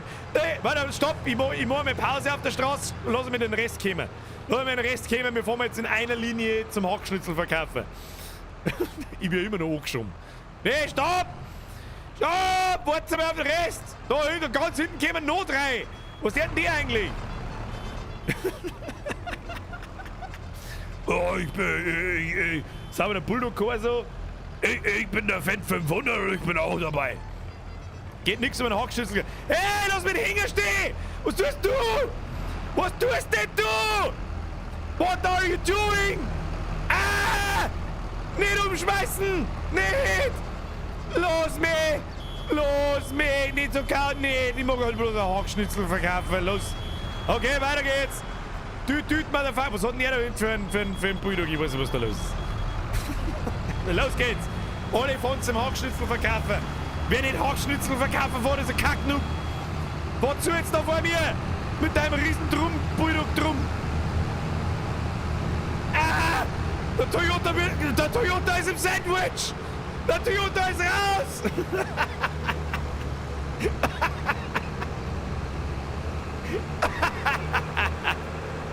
Sehr schön. Zauberhaft.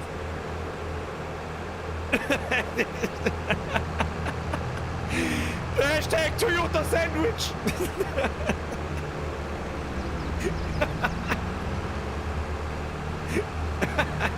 Oh, roter Tank im Film voraus. Heute gibt's kein Bulldog Royal. Heute gibt's ein Hackschnitzel Royal. Gas! Wo ist der Konvoi? Wo ist der Rest? Ja, was kann ich dafür, wenn ich anders so lang... Oh. Oh, das war aber knapp. Das war knapp. Wir müssen schon rechts. Ja, fahren wir rechts ein. Ich fahre mir rechts ein, damit nichts passiert. Ah, ich will nur meine Hackschnitzel verkaufen, Alter. Ich will nur meine Hackschnitzel verkaufen, Alter. Blinken und hupen. Blinken und hupen ist das Allerwichtigste in dem Spiel. Ah! Schieb mir nicht einfach von hinten an, das macht das kaputt. Wir fliegen gleich die Hackschnitzel aus dem Käse, denn hier starten unsere Hackschnitzel-Bolognese. Ich bin am Zwischenreifen gefunden. Entschuldigung! Ah! Weil die Lenkung ist auch was für komplett geistig Behinderte. Entschuldigung, aber ja. Was steht da? Hell? Nein, Hill. Okay, Entschuldigung, mein Fehler. Schiebt's mir an, da komme ich niemals auf den Berg. Niemals! Was da wieder los? Bartlauber! Wer ist wieder ziehen? Darf ich den Motorhaum streichen, nachdem ich den Bart durchwurschle? Du darfst meinen Kofferraum inspizieren.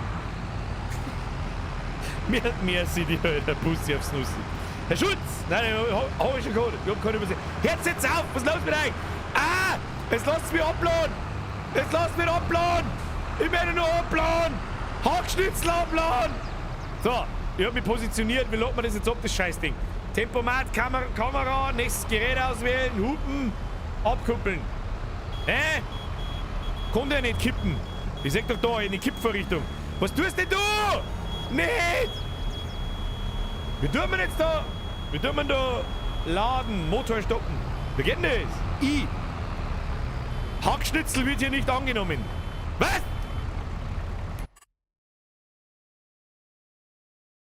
Fick dich doch dann! Ja, was? Was? Da steht Johnsons Pharma Market. Markierung. Ist da. Mag er nicht. Weil das Speise sicher nicht. Dann fahren wir ins weiter. Dann fahren wir ins Sägewerk. Das ist mir wurscht. Dann fahren wir da her. Goldcrest. Und geht die Reise weiter. Das ist ja gleich. Wo ist jetzt das bitte nicht auf der anderen Seite von der Map? Bitte nicht. Na! Oh Gott! Was? Na! Was? Andere Abladestelle? Daneben vielleicht. Links daneben. Okay, das werden wir austesten. Ach so, dann 2 Abladestellen. Das habe ich natürlich gesehen, weil er noch mit seinem Bulldog davor steht. Du bist von der U. Weg jetzt da! Weg mit dir! Hinfort! Warte mal, machen wir so. Nein, ja. Rückwärts hängen fahren ist nicht so meins. Aber das kriegen wir schon. Ah, schon hin, wenn wir sie kriegen. Und jetzt fahren wir da oben. So, Vorwärtsgang rein. Los geht's. Wenn er es jetzt da nicht nimmt, genauer aufstehen kann ich mich nicht mehr. Ja, wo schüttet der jetzt hier? Einfach am Boden oder was?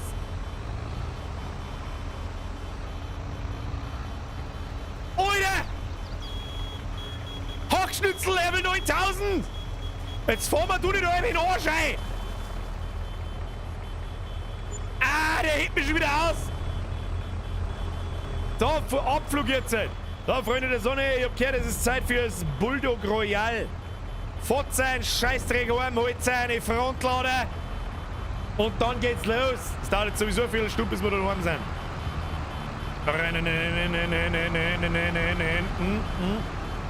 Auf geht's, heim fahren wir! Ich mein, na!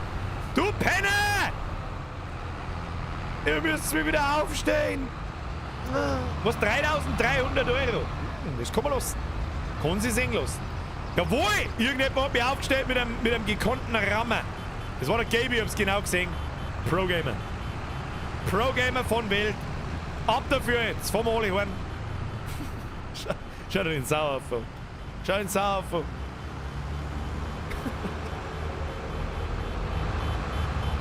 Ha! Der Toyota war schon wieder kurz im Sandwich. Ich hab's genau gesehen. So, ich fahr jetzt da lang. Wo geht's da lang? Ich weiß nicht. Ich glaube, ich bin falsch. Entschuldigung. Abbiegen. Los geht's. Miau. Heftig vor irgendwo da draußen umeinander. Es ist ein Toyota ist auf alle Fälle wieder am Stand. Nein! Nicht! Geht's wieder mal weg von mir. Nein, nicht! Geht's wieder mal weg von mir. Grüezi Nachfeier. Ich krieg einen Schlagerl. Nein, da kommen wir wieder nicht durch den Holzzaun durchgefahren. Der ist aus Diamant, Gusseisenbeton. Muss man wissen. Muss man wissen. Kruzifix Toyota Depp. Geh mir nicht lang auf die Nervnetz. Fahr mal. Fahren so jetzt. Nicht mich anfahren. Abflug. Oh, sonst nimmt euch der Sprinter mit. Free Candies drauf gestanden, ich hab's genau gesehen. Da, Vollgas, Lebergas. Ich darf so gern zufahren. Aber er geht nicht schneller, der scheiß Find. Der scheiß Find geht nicht schneller. Hätte ich mir doch einen Johnny kaufen sollen. Der Johnny Deere. Heute ist ganz schön kalt Holz gehackt worden. Habt ihr das gespannt? Wie viel Geld haben wir verdient ungefähr? 10.000. Ja, Pro-Gaming. Press F in Lex TV. Der regelt. Der hat den Scheiß geregelt, Alter. Ja, mit dem wir dabei ein bisschen anleichten. Disco Lights. Best Grafik-Effects ever. Das Game, Alter. Was der haben wir nächste Woche? Weißt du nicht? Kia haben wir noch gar nicht gesehen. Sehe ich nicht an die gern sehen. Ah, ich fahr mal an wie besoffen. Ah, trinke mal was, damit nichts passiert.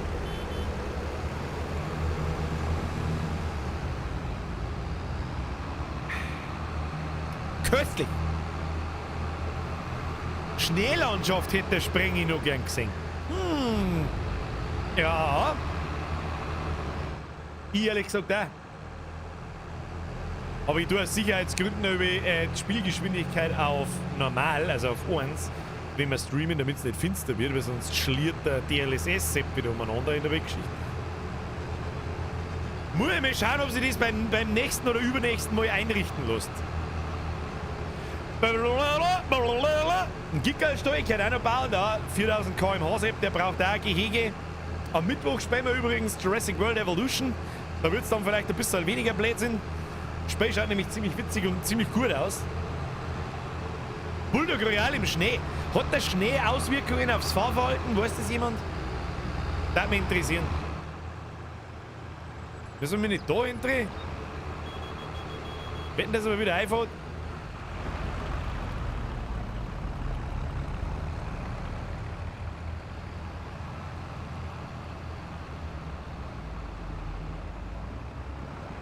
Ja, Entschuldigung, da ist die Map gegangen. Hoppala. Ja, man kann Schnee räumen.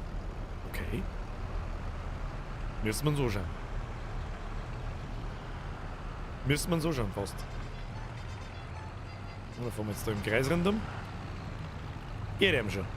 Dann fahren wir mal. Warten wir fast voll shoppen. So, Freunde der Sonne. Wir treffen uns jetzt dann zum wie soll ich sagen, zum... Jetzt kommt ja wieder...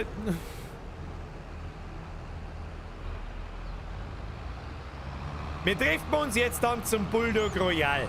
Was ist das Bulldog Royal? Wir treffen uns an einem Feld am Rand. Jeder hat einen Frontlader mit einer Gabel seiner Wahl vorn drauf. Keine Gewichte, nichts anderes als ein Bulldog. Kein scheiß Toyota oder sonst irgendwas. Nichts davon. Dann stellen wir uns alle auf. Dann zähle ich bis 3, dann fahren wir los. Und dann wird sie gegenseitig umgeworfen. Wer am Schluss noch steht, hat gewonnen. Wer einmal kurz umkippt und dann wieder aufsteht, ist raus. Wer einmal kippt und gelegen ist raus. Wer sich nicht an die Regeln hält, wird gebannt. Wer trollt, wird gebannt. Na, wie war's? Wer trollt, fliegt. Ich fahre jetzt unseren Hänger sauber heim. Den stellen wir da nicht mehr Schupfer auf. Oh. Da nehmen wir Schupfer her. Mir nichts passiert. Komm mal los. Komm mal losen. Schau hier. Komm mal los. So. Abkuppelt. Und wieder nach vorn fahren. Warum kuppelst du denn noch nicht? Ja, wunderschön. So, Freunde der Sonne. Wo ist jetzt eigentlich mein Frontlader? Das ist einmal die wichtigste Frage. Frontlader kaufen, los geht's. Wir tun da immer nur häckseln, der Lex TV. Der Lex TV ist so fleißig, schau, also der häckselt alles, was da ist. So, Friends of the Sun. Frontlader aufgabeln. Gabi vorne ohne. Und dann treffen wir uns, Achtung, Was haben wir sonst da wie viel Feld gehabt? Ich glaube 57 oder so. Ja, genau. Wir treffen uns an diesem Feld. Feld Nummer 57. Irgendwo außen am Rand aufstehen und dann, wenn alle da sind, geht's los. So, ich hole mir jetzt da noch meine Frontgabe. Eventuell muss ich da einmal kurz das Gewicht auf die Seiten fahren. Ja. Obi. Ja. Oh, Gewicht weg. Gewicht weg. Ja. Da so her. Gewicht hingeschmissen. Passt. Und los geht's. Eine jetzt da! Meine Güte! Ich kotze. Getrollt wird nicht, wer trollt fliegt. So was. Der Glockengießer haben sie sehr gut erkannt. So! Ja! Schaut gut aus! Da macht man ganz zu, damit man eine schöne Gabe hat. Aber jetzt sagt, Entschuldigung, wer immer das ist, Lexi, Entschuldigung. Wir treffen uns an Feld 7. Er hat einen Baumstumpf dabei. Der Lexi, das sind aber, jetzt hätte ich fast das falsche Wort gesagt. Das sind aber Tricks. Weg damit. Ab zum Feld 57. Frontlader, keine Gewichte. Ich werde es kontrollieren fahren. Ich werde das kontrollieren fahren, Kinder. So schaut's aus.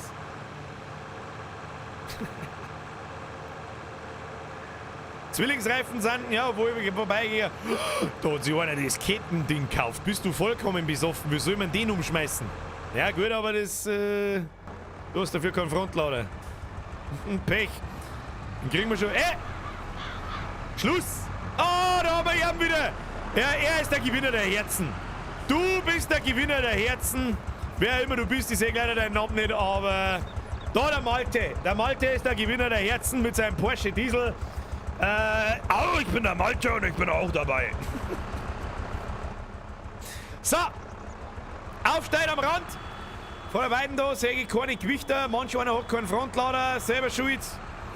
Und der andere fährt da noch in den Sick hinter. Da sehe ich auch keine Gewichter. Moment, schauen wir da noch in den Sick hinter. Sehe ich auch keine Gewichter.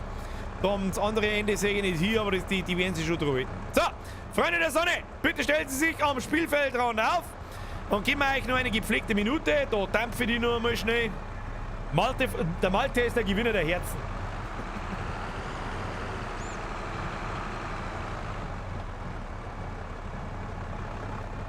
Trinken wir noch mal. Und dann stehe ich mit diesmal vielleicht nicht so geistig behindert da, gleich links neben irgendjemandem auf, der mir einfach von links reinfährt und mich umschmeißt. So, dann gehen wir da her. Jawohl. So. Stehen da alle, da hinten steht einer, da hinten, gut, der ist so weit weg, ob du auf dem Feld stehst oder nicht, ist mir wurscht, passt. So, Freunde der Sonne, schaut gut aus!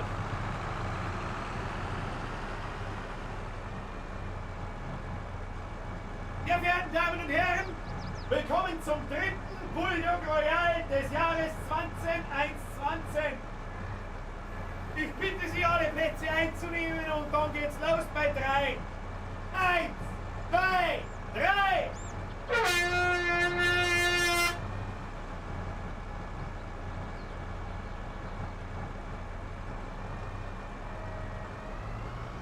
Wieso sehe ich da keinen vorn?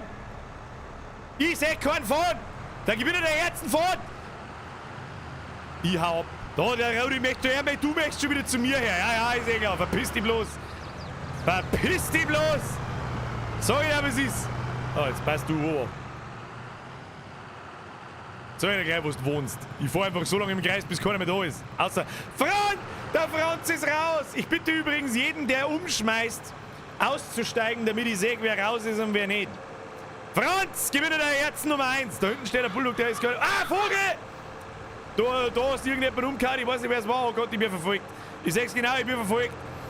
Oh, der wird knapp. Oh, jetzt probieren wir da. Ihm greift man an. Den greift man an. Wir heben überhaupt meine scheiß Gabe. War ich nicht. Auf für oben. Ja, nach unten ziehen. Kriegen wir schon. Da gehst du her. Alle auf dem im Kettenfahrzeug, der hat gemeint, der ist besonders cool. Hey, jetzt geht. Oh. Ah! Ich bin fast sehr gefahren. Entschuldigung. Ah! Ich hänge im Bahn! Ah! Ah! Ja, los geht's. Entschuldigung, mein Fehler. Nochmal von vorn. Probieren wir's bei ihm. Wie sollst denn das umschmeißen? Was ist denn das? Was ist denn das? Schmeiß mal die Arme um.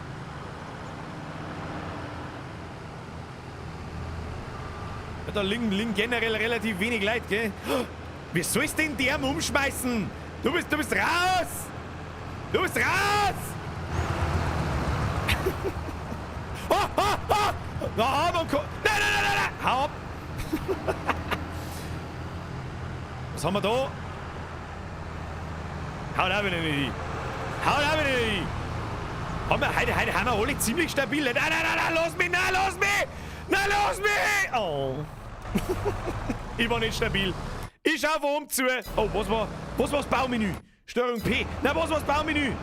Nein, was war das Baumenü? Ich weiß nicht mehr. Baumenü! Das ist Baumenü. Wo ist Baumenü? Bauen. Da ist Baumenü. Okay. Ich sehe schon, da liegen noch nicht viel. Da liegt einer. Ah, die zwei, wie es die zwei umwirft, ich weiß nicht, ich erlaube euch zu verbünden, dass die zwei Fetten umwirft. Ah, da ist einer gefallen, ich hab's genau gesehen. Da ist einer gefallen. Ich weiß nicht, wer es ist, ich sehe leider keinen Namen nicht. Da ist offensichtlich auch irgendjemand gefallen. Respekt, dass du aussteigst, obwohl du noch stehst. Sehr schön, so gefällt mir das. Oh, der Gewinner der Herzen. Malte greift keiner an. Er ist einfach der Gewinner der Herzen. Kannst sagen, was du magst. Halt einmal. Du bist gerade gelingen. Wer bist du? Der ist doch gerade gelingen, oder? Ist er der komische Stapler da nicht gerade gelingen? Wer ist? Nein, das regt mich so viel. Das ist echt ärgerlich, dass man den Namen nicht sieht. Das ist halt einfach nur behindert. Ich möchte nur darauf hinweisen, dass wer weiterspielt, obwohl er umgefallen ist, vom Server fliegt und zwar für immer. Shift P. Ah, ich glaube, er hat's verstanden. Ah, der Sepp war's. Ah, nur mal genau benannt gehabt. So, was fährt da vorne noch alle umeinander? Das ist ein Wahnsinn! Jetzt rampelt's einmal! Da, er probiert's auch. Ja, komm, Frontlader. Ich weiß nicht, er ist der gelbe Traktor und er ist auch dabei. Geht nicht weg. Ja, bist du rot. Ah, Respekt, so mal das. Wer war das? Ja, war nicht der Tryout-Cookie, wer war denn das? Ich sehe ihn von da leider nicht. Warte mal. Das ist der Sepp. Der Melty. Melty, du liegst da. Wer ist der da hinten? Oh, der Spießi. Ich hab dich genau gesehen. So, wer fährt denn jetzt da noch? Jetzt steht alles. Ah ja, da, den Fetten. Schmeißt mal den Fetten um, das ist ein Wahnsinn. Wo ist denn der andere nicht dicke? Der Kräne mit die Ketten. Wo ist denn der hingekommen? Liegt der schon, oder was? Da draußen liegt einer umeinander. Wahnsinn, alle. Ich seh keinen mehr. So ein bisschen. Leg mal ein bisschen mehr. Ah, da gibt's ein fettes... Knapp. Das war aber sehr knapp, gell? Was, rechts oben ist der mit den Ketten. Ich seh ihn immer noch nicht. Ach, da! Ah, da hat's ihn. I salute to you. Press F for respect. Aber das mit der Ketten ist auf alle Fälle akzeptabel. Ob das Ding akzeptabel ist, da bin ich mir nicht so hundertprozentig sicher. Aber das kannst du nicht umschmeißen. Oh, da gibt's einen gleich. Oh, da ist er raus. Da ist er. Nein, nix da. Nein, nix da. Nein. Dankeschön fürs Aussteigen. Wer war das? Der Herr Kniewasser. Habt ihr schon der Lut? Da. Ah, haben nicht mehr viel da. 1, 2, 3, 4. Fährt da noch irgendwo umeinander? Nein, haben bloß noch 4 im Spiel. Haben bloß noch 4 Leute im Spiel. Oh, da gibt's einen Clinch. Aber es klang wieder nicht. Es reicht wieder nicht. Ich sag das übrigens auch, ganz ehrlich, wenn der Bulldog und der Bulldog übrig bleiben ohne Frontlader, dann weiß ich ja nicht, was wir dann tun. Ich darf das Bulldog Royal auf komplett Bulldogs begrenzen. Ja, ich weiß ja nicht, wie man das Ding da bezeichnet. Was ist denn das? Das ist kein Bulldog. Das wird wahrscheinlich ein ganz normaler Bulldog sein mit... Oh! Da hat der Gabe ja geschrieben! Der Gabe ist raus! Wer war das? Wer war das? Wo ist der Gabe? Der Grund! Mr. Grund! Mr. Grund ist raus! Mr. Grund ist raus!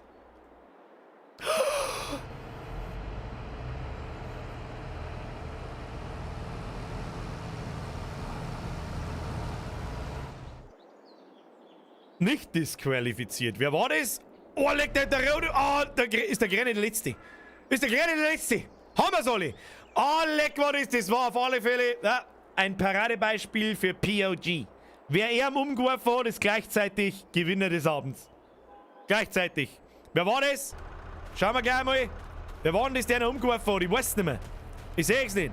War es der Rick oder der Johnny? Rick oder Johnny? Wer von euch hat ihn umgeworfen? Wer hat einen Blermi? Oh, das war der Blermi. Blermi, du Zigeiner. Ah, wolltest du das aber reinbescheißen? Hab schon gesehen. Wer war denn das? Weiß man das? Da es da zugeht wie im Affenstall, werden wir es nicht wissen, aber wer sitzt noch im Bulldog drin? Meine sehr verehrten Damen und Herren, wer sitzt im Bulldog? Wer ist das? Ich glaube, es ist der Basti, wie mich nicht alles täuscht. Ich bitte dich auszusteigen. Show us your face. Der Elias! Mr. Elias, I proudly present to you den dritten Gewinner des dritten Bulldog Royals 2021, Elias. Ab in den Chat, press F und GZ. Ganz große Nummer, Mr. Elias. Ich verneige mich. Ich ziehe meinen richtigen Hut. GG. Mr. John Deere. Sehr gut gemacht. Übrigens perfektes Timing ist es 3 Minuten vor 10. Well, weiß ich nicht. Wir schauen uns vom Tryhard Cookie sein Kreidel an. Das ist der Gute. Das ist der Gute. Ich habe einen Schritt zurück. Meine sehr verehrten Damen und Herren, ich bedanke mich fürs Mitmachen. Ich hoffe, Sie hatten Spaß. Ich weiß nicht, wie aufdringlich möchtest du sein? Sepp, ja. GZ, show Feed. Show me your Feed. So, Leute, jetzt wird's zum Zusammenräumen. Stellt die Bulldog wieder sauber auf, fährt seinen Scheißdreck heim. Ich verabschiede mich. Vielen herzlichen Dank fürs Mitspielen und fürs einigermaßen oder ganz brauchbar Aufführen. Vielen herzlichen Dank. So, wo ist mein Bulldog? Kann ich mich da selber aufklauen? Ich weiß nicht. Ich sitze jetzt einfach mal in den da ein und hoff's. Ah, schau hier, Pro-Gaming, Leute. Heim von dir meinen Schund. Heim von meinen Schund. War wieder gut. Das war wieder gut. Das habe ich genau gesehen. Mr. Cyrex, Sie haben das Bier gefreut, dass ich wieder da sein darf. Ja, ich kann es ja auch keinem verbieten. Ich weiß nicht. Ich hab die übersehen, Entschuldigung. Merci dir für deinen Zwickel. Ision, die habe ich auch übersehen. RIP Toyota, ein Herz für Toyota. Mr. Ision, die hab ich vorher schon. Das ist leider 22 Minuten her. Ich hab die übersehen, es tut mir leid. Bussi aufs Nussi, danke für deine Zähne. So, dann fahren wir jetzt sauber wieder in die Garage rein, damit nichts passiert. Das Ding ja mein Tee. Kommen wir von da überhaupt in die Garage rein? Nicht gescheit, gell? Nicht gescheit, gell? Ja, dann fahren wir jetzt rückwärts rein, das passt schon. Ja, kriegen wir schon. Das kriegen wir mir schon. Tu dich mal nicht runter.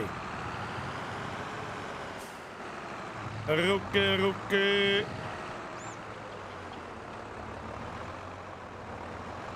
Da, sauber eingepackt. Damit wir nicht umgehen.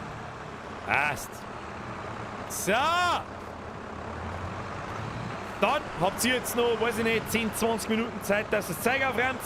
Übrigens, merci fürs anständig Aufführen und fürs Zusammenräumen.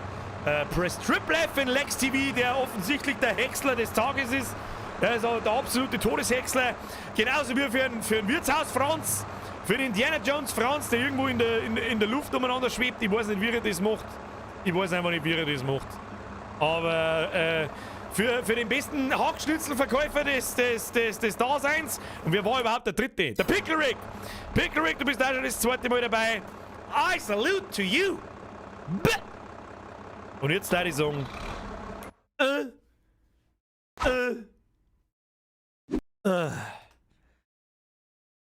Heute ist schon mehr gegangen, habt ihr es gemerkt?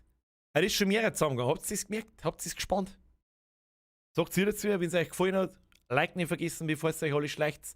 Vielen Dank fürs Zuschauen. Wir können uns jetzt gerne noch schnell ein bisschen über die Line unterhalten. Nochmal. Black Shadow, Servus und Abitiere, Leute, erst jetzt aus der Spätschicht kommen, erst mit Merci an die Bürger, weißt du warum? Jawohl, weiß ich, Merch ist einfach geil und schöne Grüß. Der Killer 25, Mr. Black Shadow, ich sag Merci. Bussi aufs Nussi. Meter ohne Ende gemacht, oder? Heute haben wir sogar das erste Mal richtig Geld verdient. Wir haben die Physics vom Lande hier auf die Probe gestellt und haben festgestellt.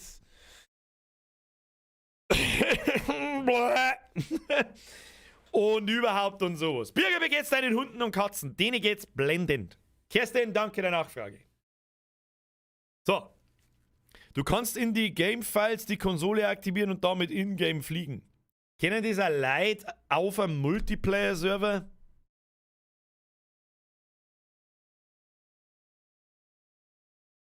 Weißt du jetzt auch nicht. War ein bisschen behindert. Aber was weiß ich schon. So. Der Umberto schreibt, voll gut ist die Physik nicht. Der Holzner, merci für deine Geduld. Was für Geduld? Ich hab keine Geduld.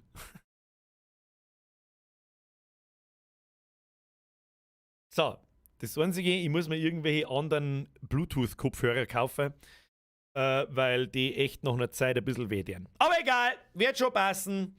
So, jetzt passt so Obacht. Erst einmal, ich hoffe sehr, euch hat es gefallen. Vielen herzlichen Dank fürs Zuschauen. Wenn es euch taugt hat, auf YouTube, like nicht vergessen, auf Twitch einfach mal schreiben. Und ansonsten weiß ich es auch nicht. Glocken aktivieren und den ganzen Mist halt. Wer das Video von gestern noch nicht gesehen hat, How to Kochen, einfach mal auf YouTube schauen. Wer es schon gesehen hat, schaust du einfach nochmal an. Einfach, was du kannst. Hoffe ich nicht, halt durch den Hashtag, geiler Wichser. Das haben wir schon lange nicht mehr gehört. Merci für deinen Zwickel. Ich hoffe, Sie hatten Spaß. Danke fürs Zuschauen. Wir unterhalten uns jetzt ein bisschen, so wie wir es halt über den. Wer Interesse hat, kann gerne da bleiben. Wer noch nichts davon gehört hat.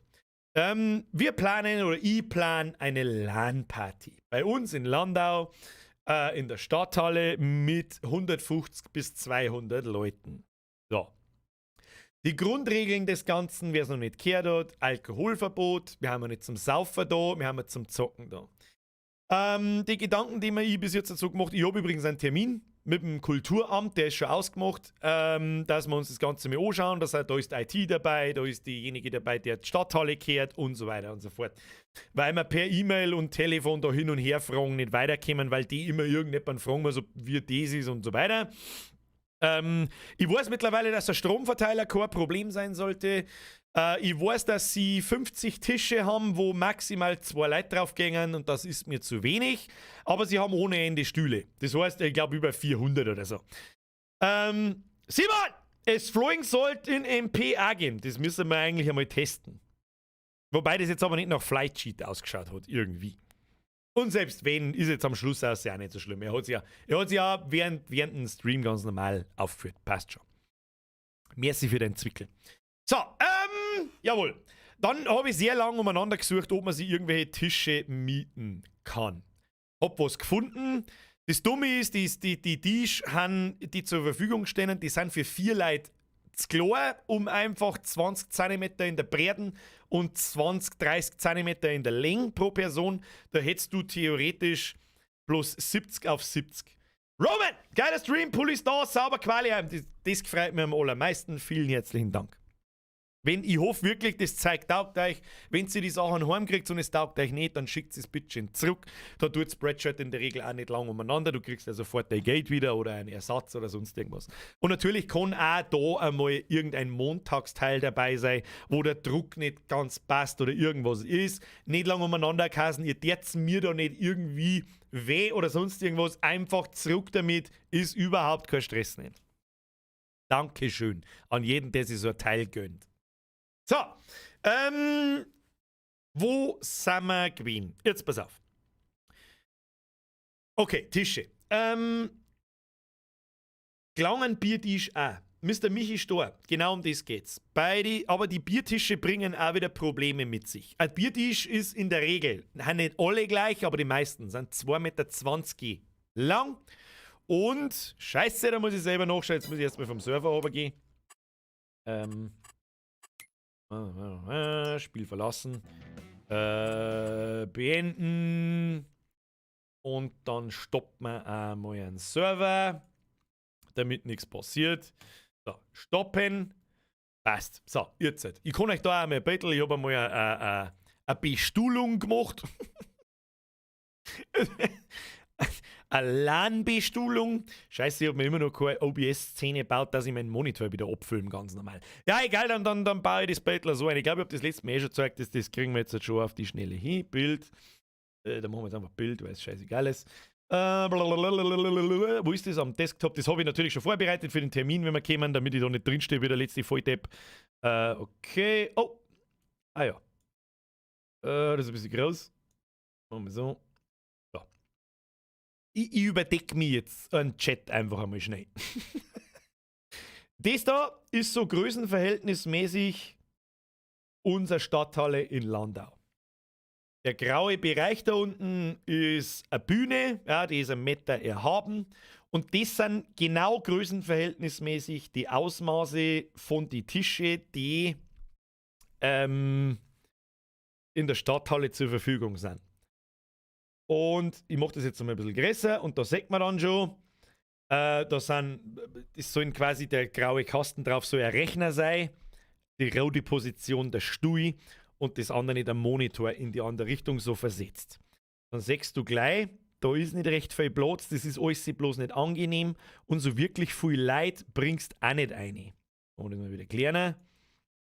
Nämlich 2, 4, 6, 8, 10, 12, so ungefähr, das sind um die 100 und das da unten sind 20.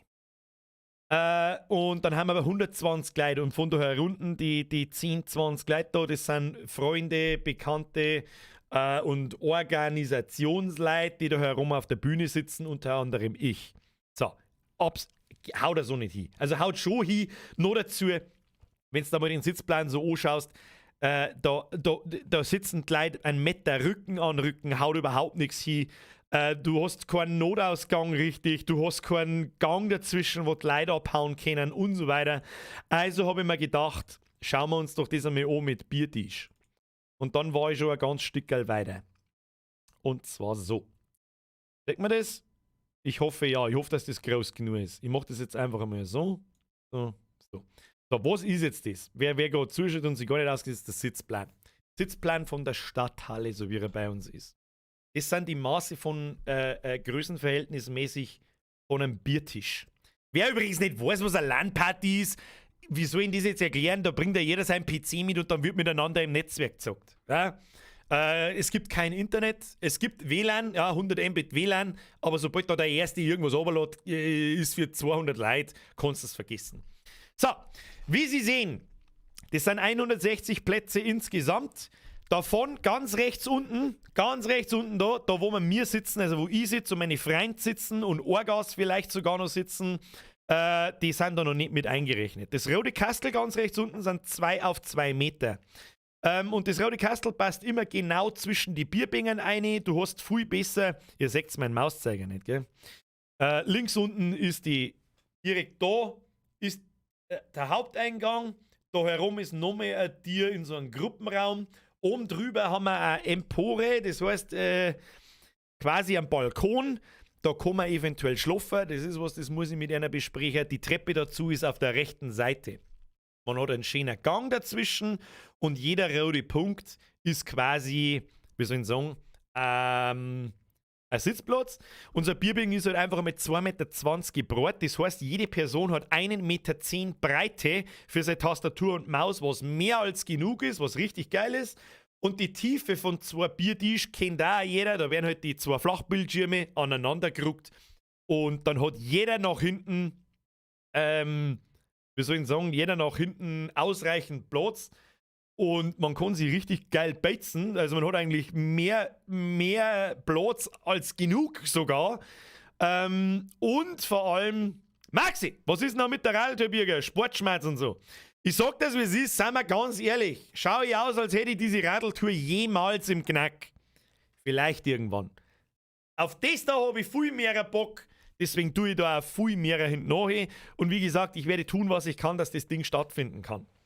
Rechts unten der lila Kasten, beziehungsweise der lila Bereich, beziehungsweise der ganze Tischbereich, den habe ich mir so gedacht, da stehen dann die Server drauf. Da wo sich der eine oder andere schon angeboten hat, dass er sowas zur Verfügung stellt. Herr Kulzer, beziehungsweise der andere Herr Kulzer, glaube ich, ich bin mir nicht ganz sicher. Es wäre super geil, wenn du bei mir im Discord einmal melden könntest. Ich hoffe, dass er da ist, ich weiß nicht. Dass wir uns diesen Sitzplan da einmal anschauen. Die kleinen pinken Kastel.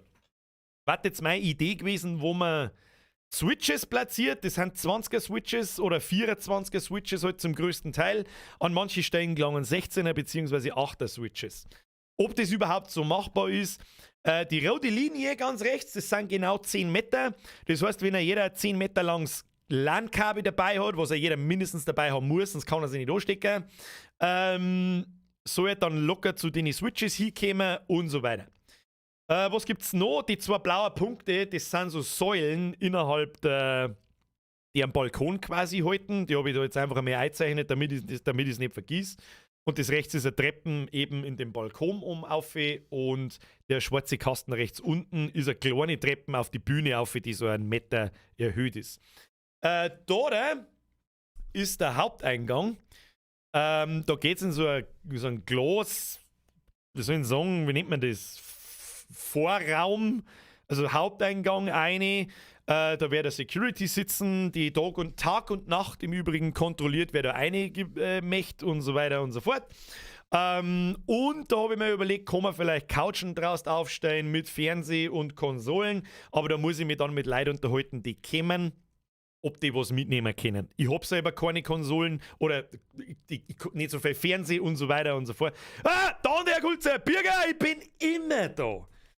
Ich liebe den verdammten Kulzer-Clan. Es war geil, das hätte jetzt nicht einen Euro kosten müssen, du Zipfe Adam, du. Es war geil, wenn du das wirklich immer noch machen möchtest, um Gottes Willen, das musst du auch nicht umsonst machen, nach wie vor nicht, dass wir uns da vielleicht einmal im Discord unterhalten, ein bisschen im Detail, was denn zur Verfügung steht, vielleicht ob du einen Plan hast, wo man Switches herkriegen, da wo nicht einer 2000 Euro kostet, wo man die mieten kann. Oder ob vielleicht beim ersten Mal, da hat der MRC im Discord schon geschrieben, beim ersten Mal macht es vielleicht Sinn, dass man das Zeug mietet, weil ich ja nicht weiß, wie die Veranstaltung läuft. Ich darf das nämlich gern jedes Jahr dann machen. Wie lange hast du geplant? 24 Stunden, 48 Stunden? Mr. Mitch, geplant ist, ich habe noch kein festes Datum, ich habe als Datum angefragt, den 17. bis 19. Juni 2022. Tobi! Jetzt muss ich mein Beutel da ein bisschen auf die Seiten ziehen. Ich mache das jetzt einfach mal ein bisschen kleiner, weil ich meine, man erkennt es ja eh. Tu das jetzt einmal da auf. Tobi, merci für den Fünfer. Rede halt mit der Brauerei Krieger, du kriegst auf alle Fälle Epsi. Ja, das weiß ich schon. Da rufe ich einen Mike an, frage, wie viel Bierbingen hast und so weiter und so fort. Das Problem ist bloß die Stühle dazu. Die Stühle sind die typischen Metallstühle mit Stoffbezug. Übrigens, merci für die Donation, nochmal so ganz, aber mir überschlagen sie gerade schon wieder, mein Hirn überschlagt sie gerade schon wieder. 17. bis 19. Juni ist angeplant. Freitag Mittag bis Sonntag Mittag. Oder Sonntag Nachmittag. Oder ja, Mittag eigentlich, weil wir abbauen auch müssen. Und das würde ich gerne am Sonntag erledigt haben, weil sonst muss ich nochmal einen Tag extra Miete zahlen für die Stadthalle und das muss nicht sein. Das wird teuer genug, der ganze Spaß, mir abgesehen davon. Also, was da finanziell auch auf mich zukommt, das werde ich halt aufs Ticket abwälzen. Ich sag's ja, ich kann immer noch nicht sagen, was so ein Ticket kosten wird. Das hängt von so vielen Sachen ab. Muss ich Tisch mieten oder kriege ich Biertisch, die viel weniger zur Miete kosten wahrscheinlich, wie irgendwelche wirklichen Schreibtisch oder Seminartisch oder irgend sowas. Der Strom wird abgerechnet. Wie soll ich sagen? Der Strom wird abgerechnet nach Verbrauch, genauso wie das Wasser, genauso wie die Reinigung. Wenn das jetzt halt vollkommen in die Hose geht und da Zeit kaputt gemacht wird und was weiß ich was alles, dann wird das nie wieder stattfinden. Ist auch klar. Dann ganz wichtige Regel, du kommst dann nur eine, wenn du deinen PC dabei hast. Ansonsten sage ich auch komplett eiskalt, bist du selber schuld, wenn es dafür, ich sage jetzt mal 50, 60, 70 Euro so ein Ticket kaufst für 2 Tage und hast deinen PC nicht dabei, bloß dass man mich sehen kann. Um das geht es überhaupt nicht, um ehrlich zu sein.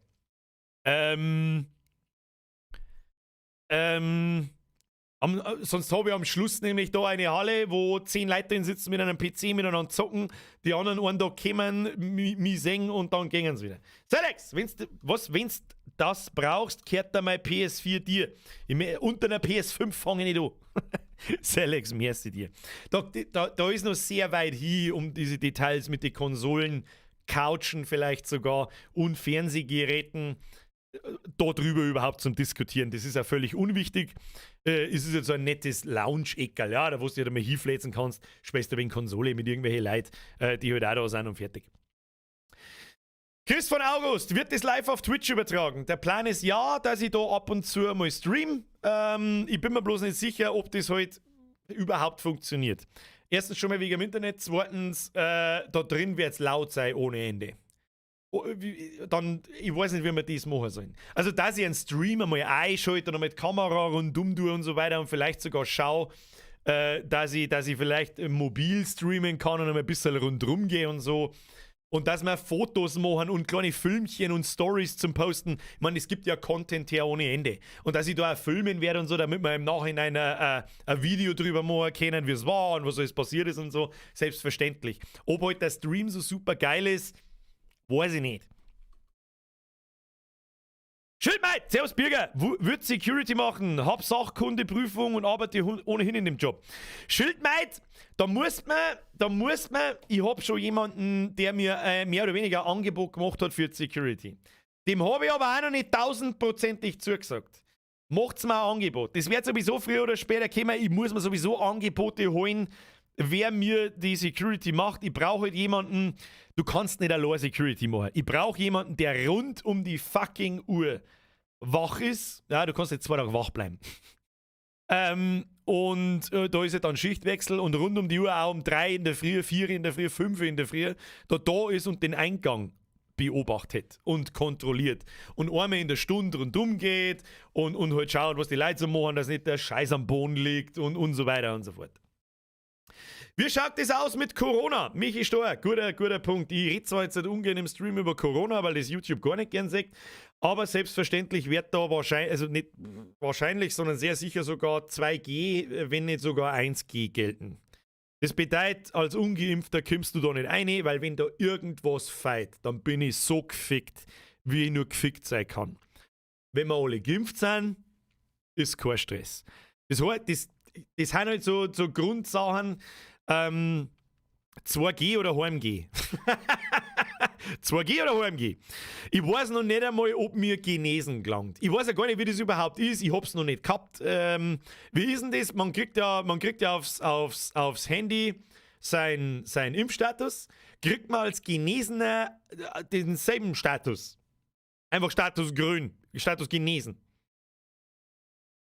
Und dann ist natürlich auch noch so eine ganz wichtige Frage, wie ist es mit Masken? Ich muss ja beim Einkaufen zum Beispiel auch Masken aufhaben. Wie ist das in der Halle drin? Wollen die von uns, dass wir mir da eine Masken aufhaben da drin? Dann hat sie sich sofort erledigt. Kein Mensch. Da habe ich ja keinen Bock nicht drauf, wenn wir mir vor dem PC sitzen müssen mit der Maske auf. Ja, bin ich behindert oder was? Also wirklich nicht. Schildmeid, ich mach's umsonst und im Chat hat sie vorher auch schon eine ehrenamtlich angeboten. Das ist halt schon ein wenig Hardcore, Kinder. Komm mal ins Discord, wenn du kannst. Und derjenige, der... Ich brauche halt ernstzunehmende Securities. Ich brauche Leute, die halt wirklich... Ja, wie soll ich sagen? Du hast Sachkundeprüfung und arbeite ohnehin in dem Job. Sicher nicht Leute brauche ich. Also jetzt nicht irgendjemand so, ja, ich mach schon. Du musst es auch nicht umsonst machen, um Gottes Willen. Keiner muss es umsonst machen. Sunnies. Wir haben ja unter 200 Leute, da habe ich gehört und gelesen, man braucht keine Sunnies. Und auch sonst keine, du weißt das schon. 3 Tage lang mit Maske, Rest im Pieslunge, ja, da kannst du dann da schießen gehen. FFP2 Maskenpflicht, lull. Ja, ich kann dir die Sachkunde auch zeigen. Das ist ja auch in Ordnung, die brauchst du mir, also die lasse ich mir dann schon zeigen, das ist mir schon klar. Ich hab halt jetzt gerade noch keine Ahnung, ob so eine Sachkundeprüfung, Dingsbums, ausreichend dafür ist, dass ich da jemanden als Security einstellen kann und das dann auch passt. Ja, das entscheidet auch ganz wenig ich, das entscheidet wahrscheinlich auch sehr stark der Veranstalter, an den ich mich wenden muss, weil ich eine Veranstaltungshaftpflicht brauche. Und. Also das ist mit sehr viel Dingen natürlich verbunden. Der Ben Berger fragt, absolut berechtigte Frage, was ist mit Laptops? Hey, wenn du deinen Gaming-Laptop mitnimmst, das sehe ich genau, also als PC, das ist ja klar, das ist ja nichts anderes wie ein PC, da bin ich sogar froh drum, weil erstens braucht er wahrscheinlich weniger Strom und weniger Platz. Nimm ruhig mit. Wichtig ist, dass er halt einen LAN-Port hat, weil WLAN geht nichts. Bis Juni ändern sie die Corona-Regeln nur so oft, es klang, dass man sich 14 Tage davor befasst.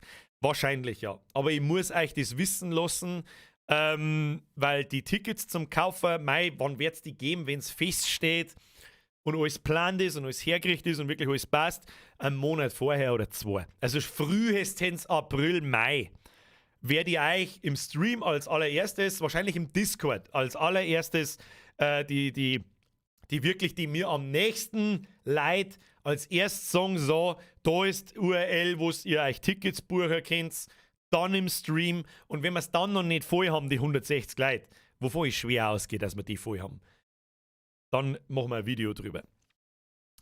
Fahrt der Dynamo und der Kickers-App auf. Da, soweit war ich auch noch nicht, das sind auch Details, aber natürlich habe ich das schon zusammengeschrieben, wenn es soweit ist.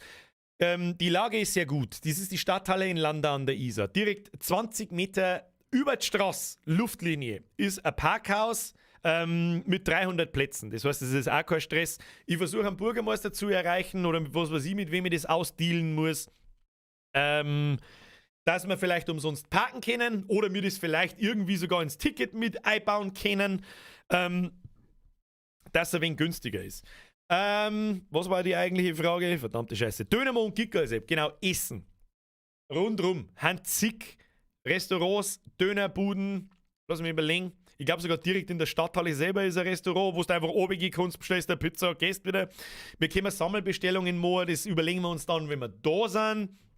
Wir haben einen Mackie, wir haben einen Burger King, wir haben Lieferdienste per Lieferando, wir haben alles, was wir brauchen. Alles. Und mit denen rede ich natürlich, hey, Gickelmo, Leberkasmo, Metzgereien, keine Ahnung. Hast Bock, die am Samstag in der Früh und am Sonntag in der Früh hinzustellen, nimm Weißwürst und Brezen mit und keine Ahnung, gibst mir einen 100er Standgebühr und du verkaufst da so viel Weißwürst wie in deinem Leben noch nicht. Und Brezen. Music Bild. Servus Bürger, wenn du Hilfe zum Aufbauen brauchst, gib Bescheid. Hab nicht weit. Grüße von der anderen Isar-Seiten. Verstehe. Music Bild, merci für deinen Fünfer. Wie man das mit dem Aufbauen und so weiter, das ist auch noch. Das ist alles das Hinterne vom Vorderen. Jetzt muss ich erst einmal abklären, wenn ich mit denen schmatz.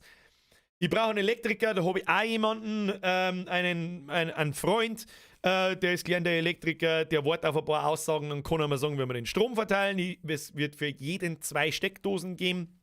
Für einen Rechner und einen Monitor. Mehr ist nicht erlaubt, weil es sonst zu viel Strom braucht.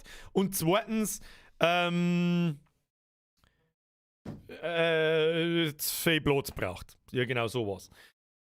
Ja, der Elektriker schreibt natürlich gleich, Elektriker? Da habe ich leider schon jemanden. Ja, was gibt es sonst noch zum Sagen? Dann muss ich natürlich das abklären mit den Bierbängen, Biertisch. Ich kann mir sehr gut vorstellen, dass die Metallhaxen von den Biertisch am Boden verkratzen. Ich kann nur verstehen, wenn das ein Problem wird, dann legen wir ein Malerflies drunter. Ich weiß leider nicht mehr, wer den Tipp gebracht hat mit dem Malerflies, aber das ist eine gute Idee. Kostet nicht einen Teufel, ja, ich muss ja nicht 800 Kilometer Malerflies kaufen, sondern unter jedem Tisch einfach kleben oder was weiß ich. Was wird dann da mit 200 Leuten gespielt? Ja, das ist natürlich 2021 bzw. 2022 ein bisschen schwieriger, als das vor 15, 20 Jahren der Fall war, denn so viele Landspiele gibt es nicht. Es gibt aber Spiele mit Dedicated Server, wie zum Beispiel DayZ, und da habe ich so hart Bock drauf. 2 Dedicated Server DayZ, A64 Leute oder 50. Wenn jeder da sich über den Weg läuft und weiß, wir sitzen alle in der gleichen Halle, finde ich lustig. Dann geht natürlich Hell Let Loose, dann geht natürlich Counter-Strike, dann Mei, das kommt jetzt ganz drauf an. Letztes Mal haben wir schon gefragt, so, haben Leute Bock auf LOL? Dann frage ich bei Riot an, ob es einen LAN-Client gibt. Malerflies, was wird das für eine Party? Da weiß wieder jemand nicht, was eine LAN-Party ist, gell? Oh, mei, oh mei. Weil ich glaube, die Stui sind nicht ausgelegt für 24 Stunden durchzocken. Weil kein Stui ist ausgelegt für 24 Stunden durchzocken.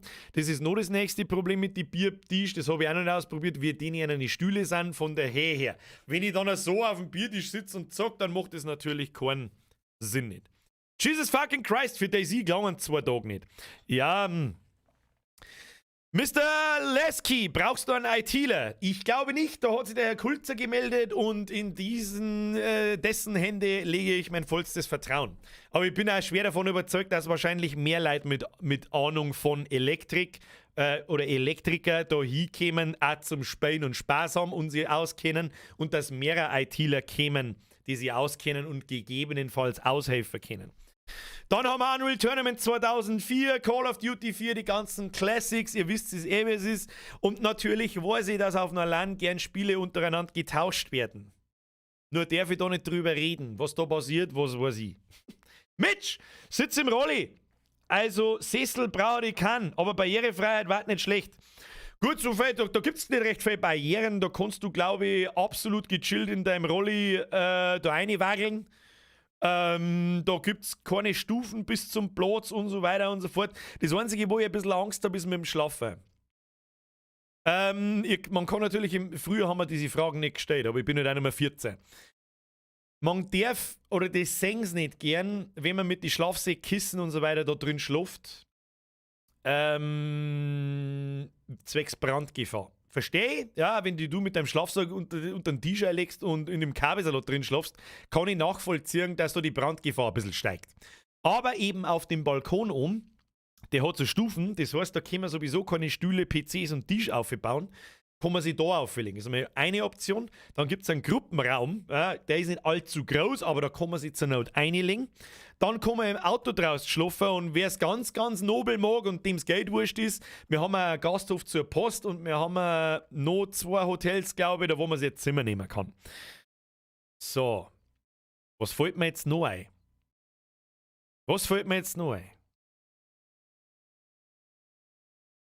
Ja gut, die ganzen Essensstandel waren natürlich geil. In der Früh jemanden mit Kaffee war geil. Lauter solche Dinge. Ich versuche an alles zu denken, was da ist und ich bin schon viel weiter, als ihr euch das wahrscheinlich vorstellt. Werden wir trotz 1G eine Masken vor der Goschen haben? Mr. Michi-Stor, das kann ich nicht sagen, weil ich das nicht festlege. Aber es hat schon einen Grund, warum ich den Termin mitten in den Juni lege. Die letzten 2 Sommer waren die Inzidenzen 0.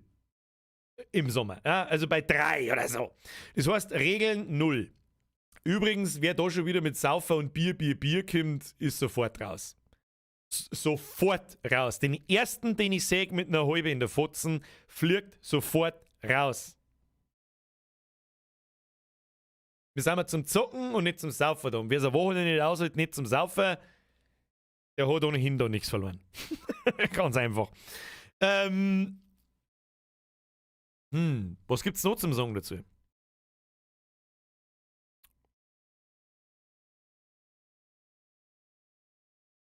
Azrael, aber da schreit doch nach Camping.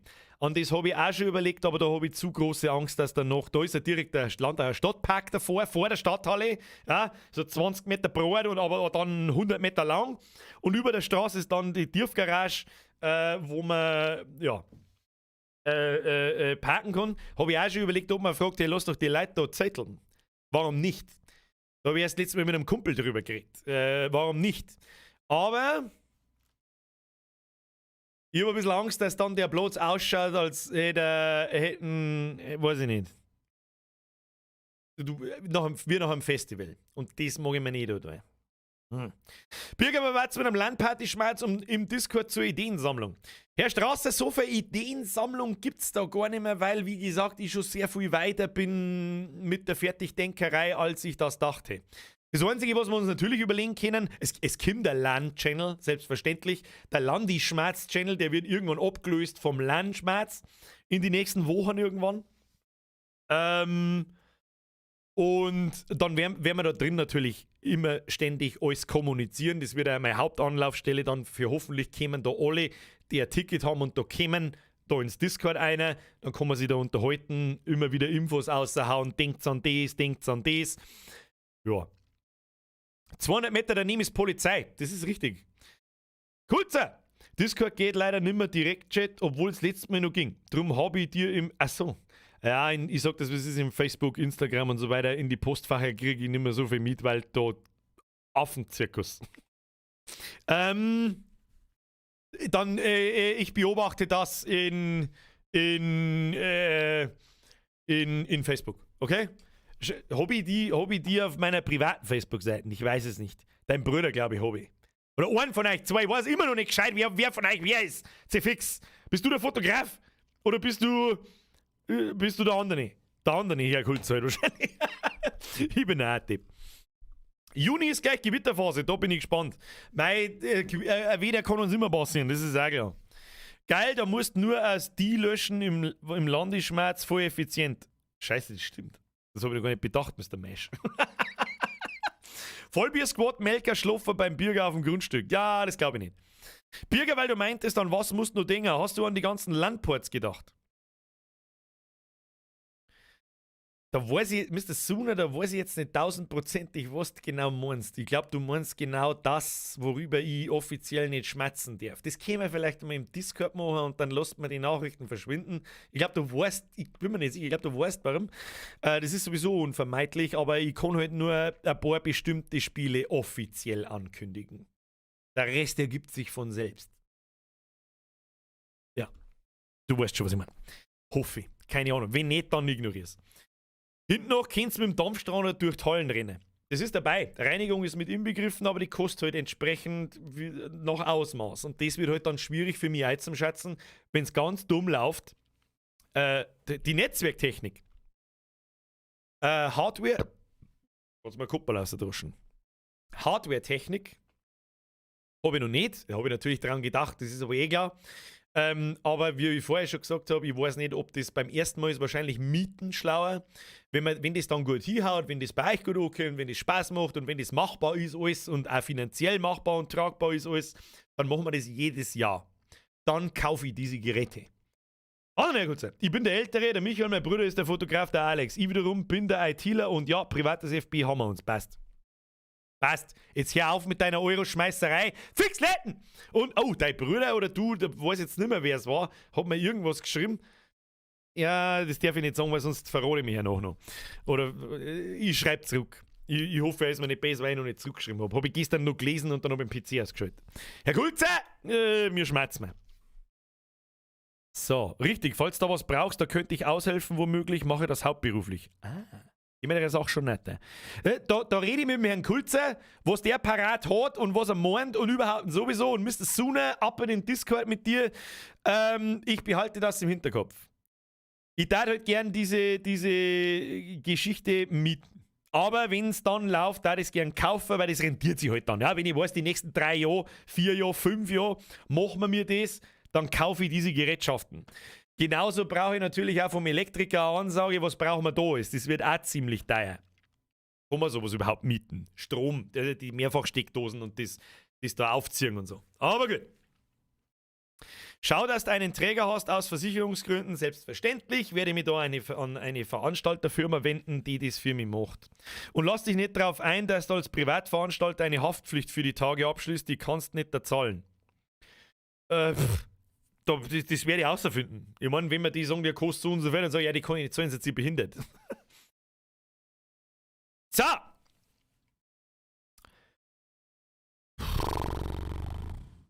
Mehr fällt mir jetzt auf die Schnelle nicht ein dazu. Es war eigentlich eh einiges. Es ist schon wieder 5,5 Heavy. Leute, jetzt schleicht wir uns davon.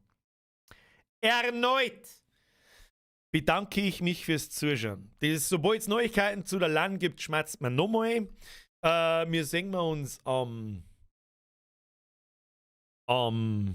Mittwoch, mit Jurassic World Evolution 2. Ich weiß, da war Rimworld angekündigt, aber ich habe mir gedacht, das ist mal wieder Zeit für was Neues und irgendwie habe ich Bock drauf. Und das ist ja nach EU18, oder? Richtig? Eine Standardregel, die habe ich schon gar nicht mehr dazu gesagt. Na, selbstverständlich ist diese Veranstaltung ab 18. Es gibt nichts mit Aufpasser oder sonst irgendwas. Wer nicht 18 ist, kommt nicht eine aus. Aus. Ich habe keine Zeit und keinen Nerv. Ich möchte ja auch was haben von der LAN.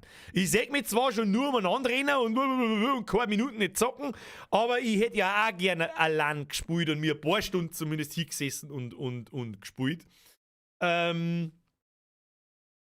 Ist natürlich U18 nur in Begleitung der Eltern. Ja, die sich dann 48 Stunden einsetzen. Nein, auch nicht in Begleitung der Eltern.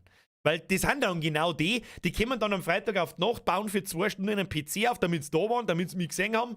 Und das soll sich jetzt nicht arrogant hören oder so, aber ich denke mir halt, wenn so eine Karten 50 Euro kostet und manch Leute schmeißen da herin mit 50 Euro eine Spende, dann zahlen 10 Leute auch 50 Euro für eine Karten, bloß dass sie mich schnell, hey, habe ich dir, High Five, gib mir mal, was weiß ich, ein Autogramm oder machen wir ein Foto und dann fahre ich wieder. Dann haben wir eine halbe leere Halle. So wird das nicht laufen. Du hast deinen PC dabei und du bist da 2 Tage da oder es war's. Fix geil, weil es schon mit 30 nur allein mitnehmen. Warum nicht? Ich bin nicht mehr ganz 30, aber ich bin 26 plus und natürlich LAN ist immer geil. Es wird sicher eine geile Nummer. Flo, gute Nacht aus Wern, Hashtag Lieblingsnachbarn. Schon wieder Flo aus Österreich. Fix Letten, merci für deinen Zückel. Schöne Grüße nach Österreich. Danke dir. Man wird also 2 Tage eingesperrt. Ja, wirst. So, und jetzt ist es Ruhe. Leute, danke fürs Zuschauen. Like nicht vergessen auf YouTube.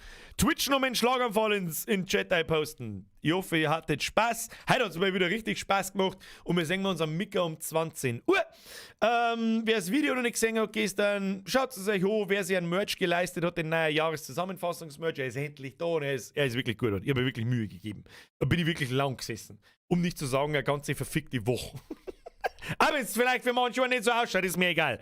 Vielen Dank fürs Zuschauen, vielen Dank für die ganzen Donations, vielen Dank an die ganzen, da waren einige neue Mitglieder dabei und dann selbstverständlich alle alten Mitglieder. Welcome to the Squad, Brudis und Habibis. Ich küsse euer Bandscheiben 40 Mal. Alter.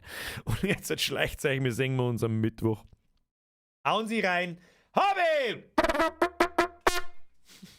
Sie fix, ich hab Hunger, wird Sau. Ich hätte jetzt gerne Schweiners. Habe die Ehre.